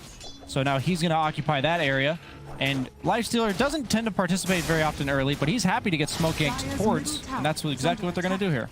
Finding a lovely little bonus there as he takes down the helm of the Dom creep. Plus 100 for him, and no one's been found. They've swept into the jungle, and he's been caught completely alone here. Yeah, really clean movement. Surprised they let that work on the side of Gambit, because there were 5 creeps hitting the mid-tier 1 for VP. So they have to assume VP was trying to do something, because nobody was farming those creeps. Lifestealer is just cutting creeps behind a tier 2. And Nightfall's been able to choose wherever he wants to be so far, and they've not been able to punish him. We'll see them try to do so now. They're in with the smoke. Should they catch Nightfall by surprise? Is he ready for this one? He's heading away. Shard's actually off the mark here. An extra bit of a boost. He's away. They don't get the catch, and they really needed it there. ASM.Gambit. Yeah, if you guys are wondering when you're supposed to go Maelstrom or a farming item, you just, when you can find behind tier 2s. We're gonna have Afterlife. Gonna come in with the blink reveal onto save, and we'll grant them the kill. I think they still want to fight this on the side of VP. Snako. He's gonna get jumped here as they close the gap. And they're in with the rage. Snako's gone. Double kill for Kingslayer, actually, as he's the one to pick up the 2 kills here. It's 2 down on ASM.Gambit. They've got to be careful. No one. Very, very cautious there as the cold snap comes out onto him. As he backs off, still struggling to turn and get back into the action against VP right now. Yeah, I just don't know. You see the net worth in favor of Gambit. I don't know if you want that net worth on an Axe. Like, he's not going to be the one that wins you the game. It's going to be this IO gyro combo. And they are just not sitting pretty in comparison to the cores of VP. GPK, he's found a setup onto the Axe. He's coming in with a cold snap. EMP down, forcing them to split. Is that a courier, or what did he dunk just now? I think he dunked a jungle creep in order to get out there. That was smart. Wow, save his life. As Afterlife makes it out of there despite VP getting the jump from the high ground. It's a nice stacks here for Dream. Aghanim's about halfway done. Still having, I think, probably the slowest of the games here out of the 2 we've had so far from the carrier. VP being able to make this opening a little tougher for Dream this time round. This will be their timing, absolutely. As I said, the Axe being the #1 net worth is a problem, but this IO now has taken that over because of those stacks, and once he hits that timing, if they get that one crucial kill on the Lifestealer, I think that's the biggest thing I'm going to emphasize, the one crucial kill, because Lifestealer, the way he's farming aggressively on the map by himself all the time, once you kill him once, he's not able to do that anymore. Now we'll see again, and indeed you're right, Afterlife, it was the last neutral from the small camp left living, and barely on any HP as well there. Very fortunate for it to still be standing as he's able to get that boost to get out of the action. Back in the action though, Snako's been found. Yeah, scouting out the bottom rune. Happened to run into 4 VP heroes there. I was just scouting the rune, guys. I got myself a free TP. Just giving you guys an inside look on the comms of Gambit there. On the support life, yeah. Yeah. He's actually queuing up a Midas on GPK. What that tells me is they plan to have the pace of the game slow down a little bit. And when you look at the lineups, you just sort of feel that this Lifestealer will ultimately outcarry anything that ASM.Gambit have as it goes on? I don't necessarily know about that. Okay. If he's allowed to continuously free farm like he is, yes. But if they win that 1 or 2 crucial engagements on the side of Gambit, no. Because the map control of this lineup's pretty nutty. You have the pick-off potential of the Axe combined with the relocate of the IO. You have the physical damage boost of the Tusk, so you can get Roche very quickly if you do get 1 or 2 kills. They have to be very careful. If you're playing against IO, 1 lost fight can instantly turn the tides of the map control, as they are looking to actually force it here. The smoke. TM's just charging straight in. What sort of reaction he can get already onto the mid to get the jump on Snake. Afterlife's going to try and come in with the counter play. Comes in with a call. Saves, still able to get the finger off though, and that'll set up for VP to take down the both of them. Did he get the finger damage? I think he did. Yeah, I think that probably was the first one he got this game. 2 quick moves there, despite Afterlife attempt to turn things around as he came in with the call.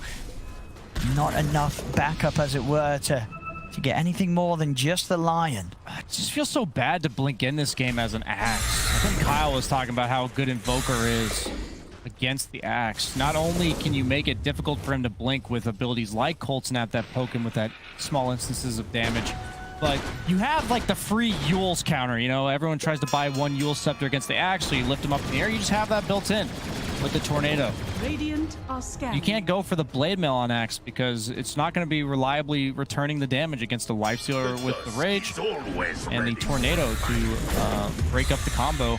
So he's probably going to have to go for a BKB. He actually decides to finish the phase. I was a bit surprised if he was going to do that. He desperately needs a BKB this game. It's like no one who did go for the drums for the BKB. So he elected to delay that. I think it's kind of cost him a little bit though, just like that last death. See GPK on the hunt. And they know it. Straight out. When a Lifestealer is using Rage to look for you, he feels pretty safe.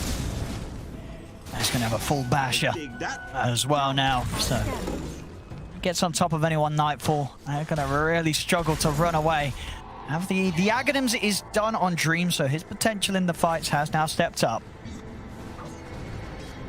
It's a nice neutral item for Lifestealer. He's got the Quicksilver Amulet, the move speed. We were talking about his ability to get it on top of these ranged cores. Sometimes those neutral items can just be exactly what you wish for.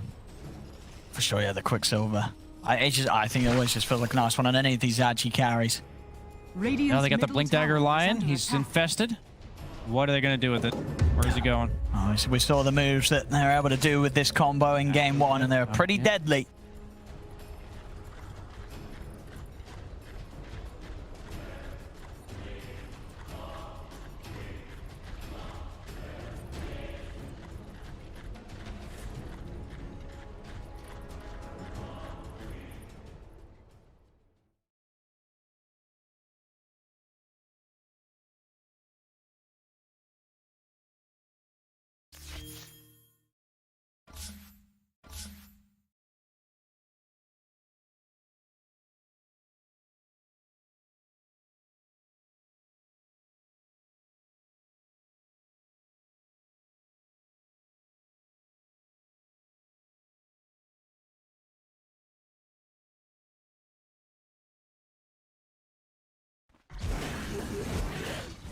I believe 10 strength. That probably made the difference, right? Because he would have been in a burstable range, and they would have been happy to commit onto him. As they're going to now turn it into a Roche.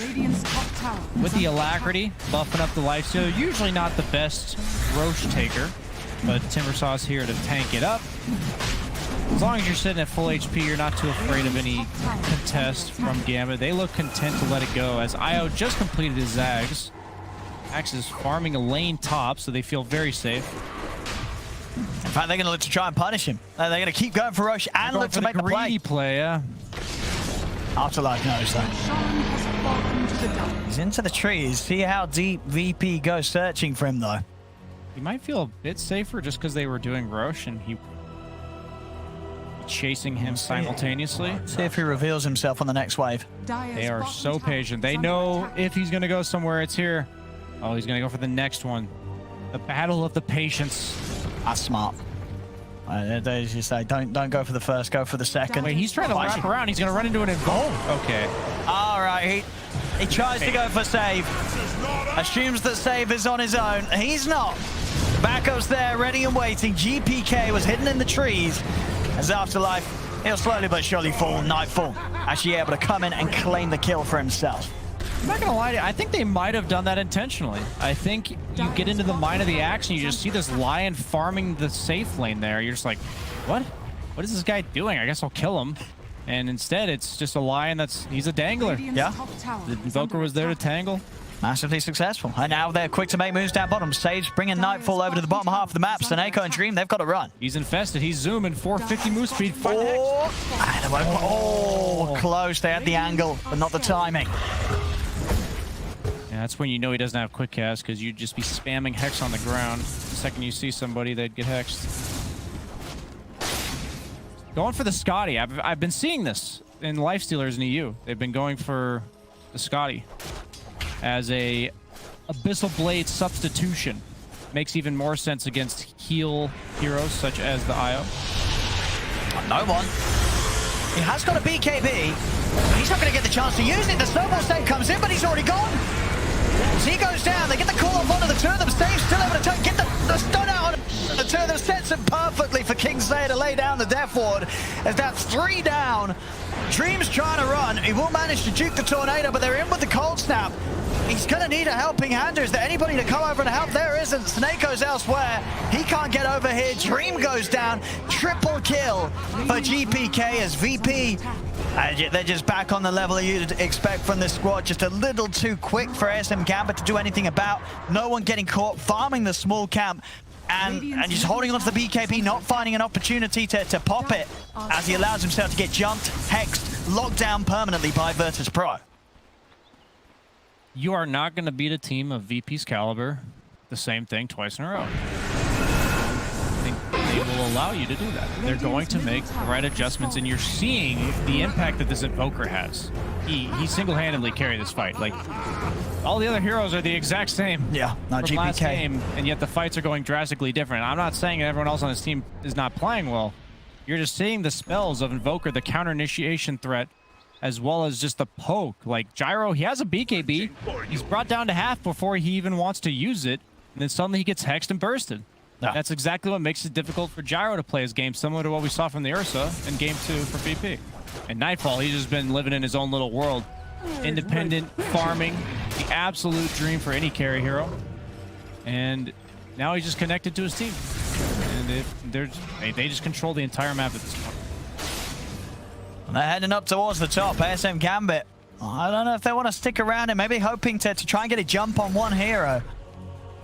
VP are prepared for this sort of move. It's immersion. I wouldn't be surprised if we see the others bail on him. Afterlife for no one. It's probably in their best interest to just leave this area.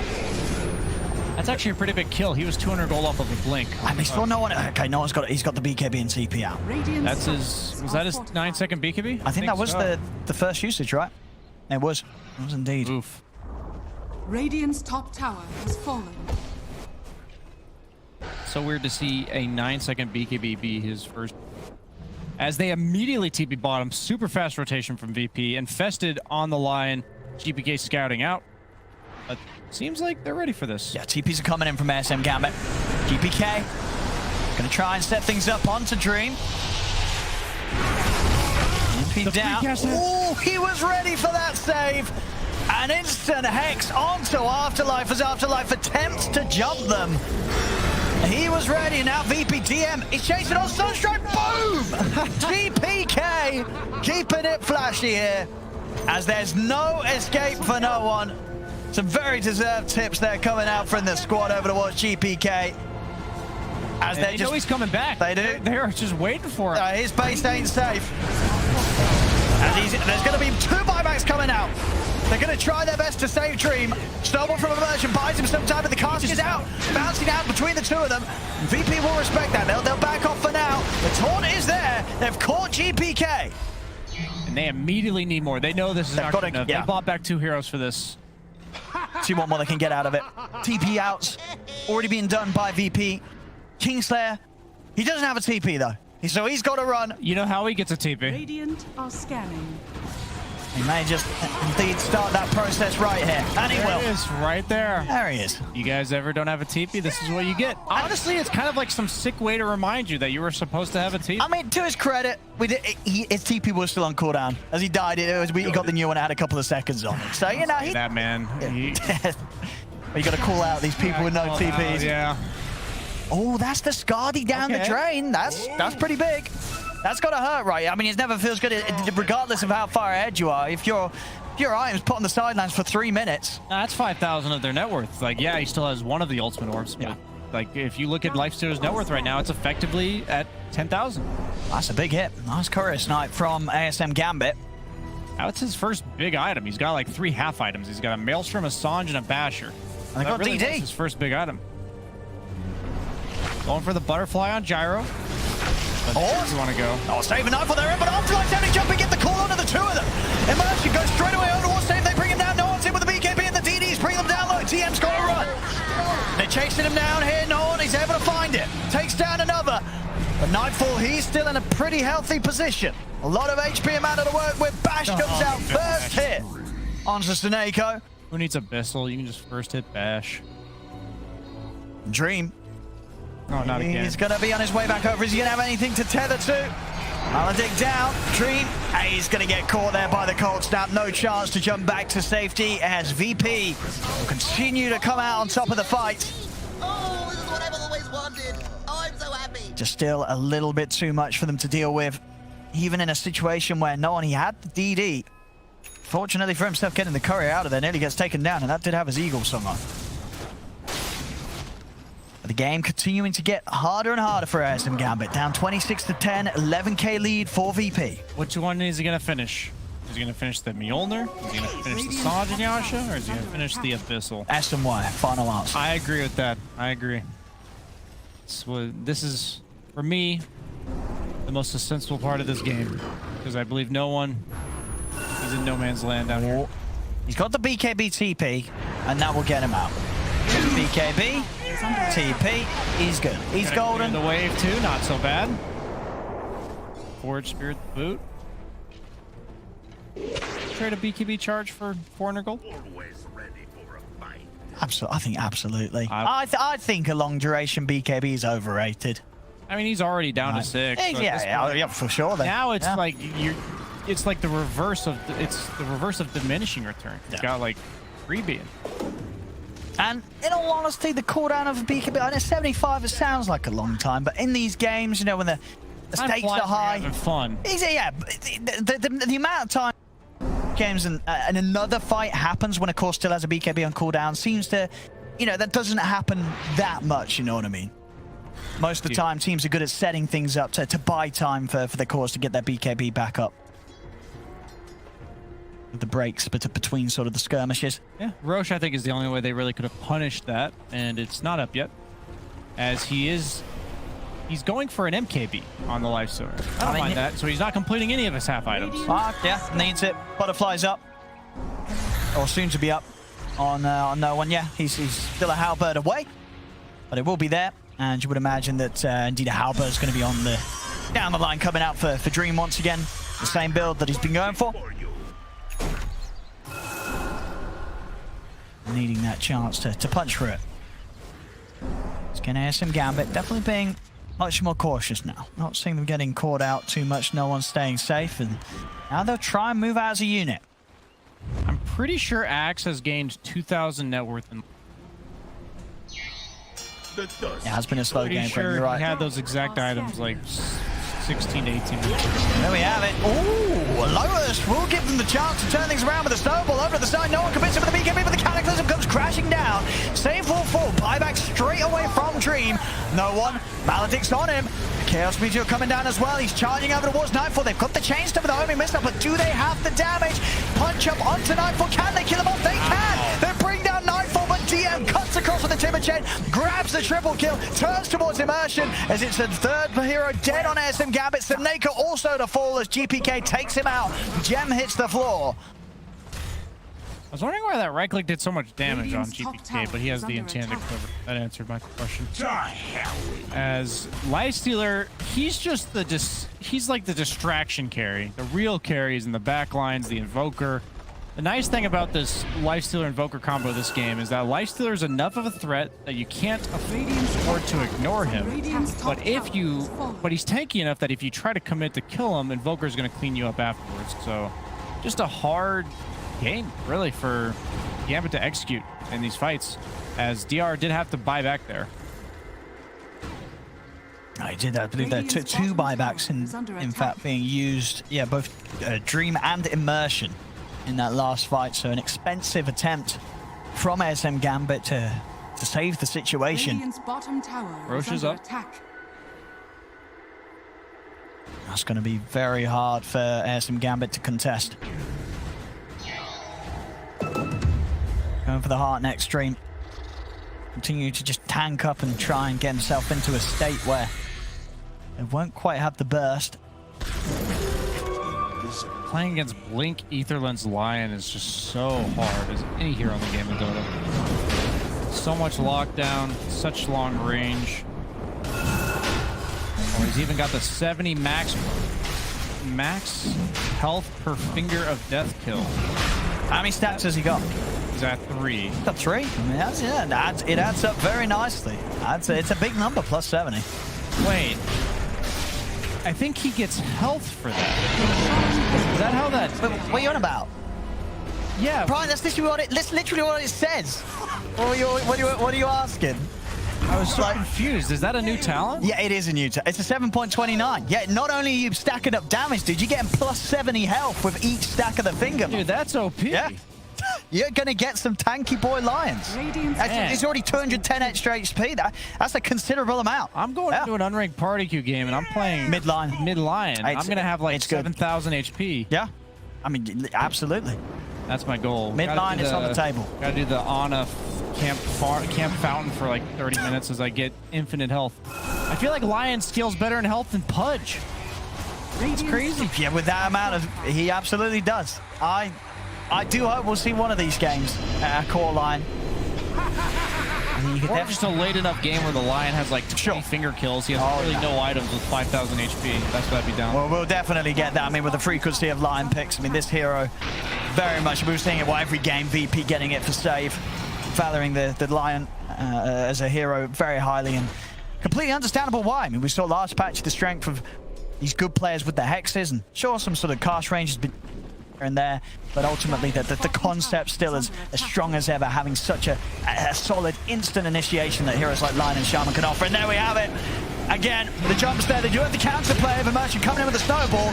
Gives no one the chance to put the BKB, but Nightfall's on top of the gyro. No one goes down. He's out of the game for 75 seconds. No buyback. Over towards Dream they head. He'll pop the BKB, and they'll be able to run him down. Dream, has he got any way of getting out of this? He's got a tether in a second. He's back over towards the fountain. Dream will manage to keep himself alive, but Afterlife's taken down by save. They're even thinking about doing the fountain diving here. Nightfall, he's in. He's able to get the kill, get out. Afterlife will buy back. Actually able to get the grab and the call onto GPK. They'll get punished for the fountain dive here as GPK will go down. In-game a gym. Here you go, guys. Right in front of the base. Special delivery. It is all down to Snake on Afterlife, though, to stop this. As VP still with the 4 members alive. There's no trouble of taking down the mid-racks up towards the top. Immersion back in 5 seconds. But of course, Nightfall still with the Aegis for 2 minutes. Timbershaw's shard was already good enough, and they just gave it shielding damage. I mean, DM, he would have had a huge smile reading the patch notes. He was one of the Timbersaws that was always buying the shard anyway in the previous patch. Usually gets it rather early as well. And now just an extra reason to do so. Radiant's top ranks. So we have a 2 sets of racks, 25k lead. Getting to that territory of a game where the chances for this to be any sort of a comeback is going to lie on no one maybe getting a rapier. He's a long way away from that and still doesn't quite have the butterfly. I imagine he must have the evasion, talisman of evasion on the courier. It's dead for 20 seconds. Otherwise, I don't know where his gold is. We'll see in a second when that respawns. Yeah, but his game has been slowed down considerably. The Lifestealer did have the Sanj and Yasha queued up, but he actually is going for the Abyssal Blade. All right. So we were both wrong. We were indeed. I'm telling you, that item feels so bad. Abyssal Blade. We all got spoiled as players for so long. Yeah, but I mean, it was so... it was ridiculous. Why did it ever have a blink component without a blink component in the build-up, you know? Yeah. I'm surprised it lasted as long as it did in Dota 2. Abyssal Blade previous patch was insane. Like, it's good. It's a through BKB lockdown. Why does it need the ability to close the gap? Definitely one of those things that I think was an absolutely needed change. You don't need a why. It just needs to be that way, you know? Carries but for sure still going to build it. And that nerf, sure, as you said, you're going to miss it, but it's still going to be a necessity in a lot of builds for that hard-hitting lockdown.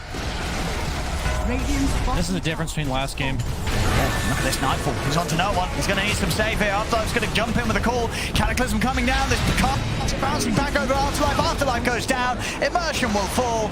2 dead. As Nightfall will continue to push on. ASM.Gambit, can they do anything between the 3 of them? Trying their best to push back. And Lifestealer do that stolen deafening blast from Seneko. Nightfall rages back up. He's going to move on to Dream. Saves coming in, but Dream will manage to put the BKB tether off to the side. He'll live. Nightfall jumps into DM. They jump back out. No one's not got a BKB ready to pop again. He's down for over a minute. As they're ready to start diving towards their base. In they go, on to Dream. GG, it is called. In fact, a question mark being dropped there by Nightfall. I'll be honest, not as good as the original question mark. I feel, you know, he's trying to be a bit of a poser here. There we go. VP, they will get the win. And the series, it is theirs. As game 3, very much looking like the VP that we are expecting to see here in the league. They were dominant last season, and these are sort of the performances that you just expect from this caliber of a squad. Yeah, I think in 2 words they said disrespect this, you know, with that draft coming out from Gambit. Yeah. That's probably what the question mark was towards the draft. I actually think it was. Yeah. They said, you really think we couldn't figure out what to do against that after 1 game of you beating us? So I hats off to VP taking the series. Gambit, they caught him off guard, but one strategy is not good enough coming into a best of 3. No, not at all. They feel that they found something that's strong against them. And as you say, 2 times, it isn't going to get past VP as VP solidly pull out a strong game 3 victory. GPK popping off. Excellent Invoker performance coming in as he handles the complete game, really. 13, 3, and 20.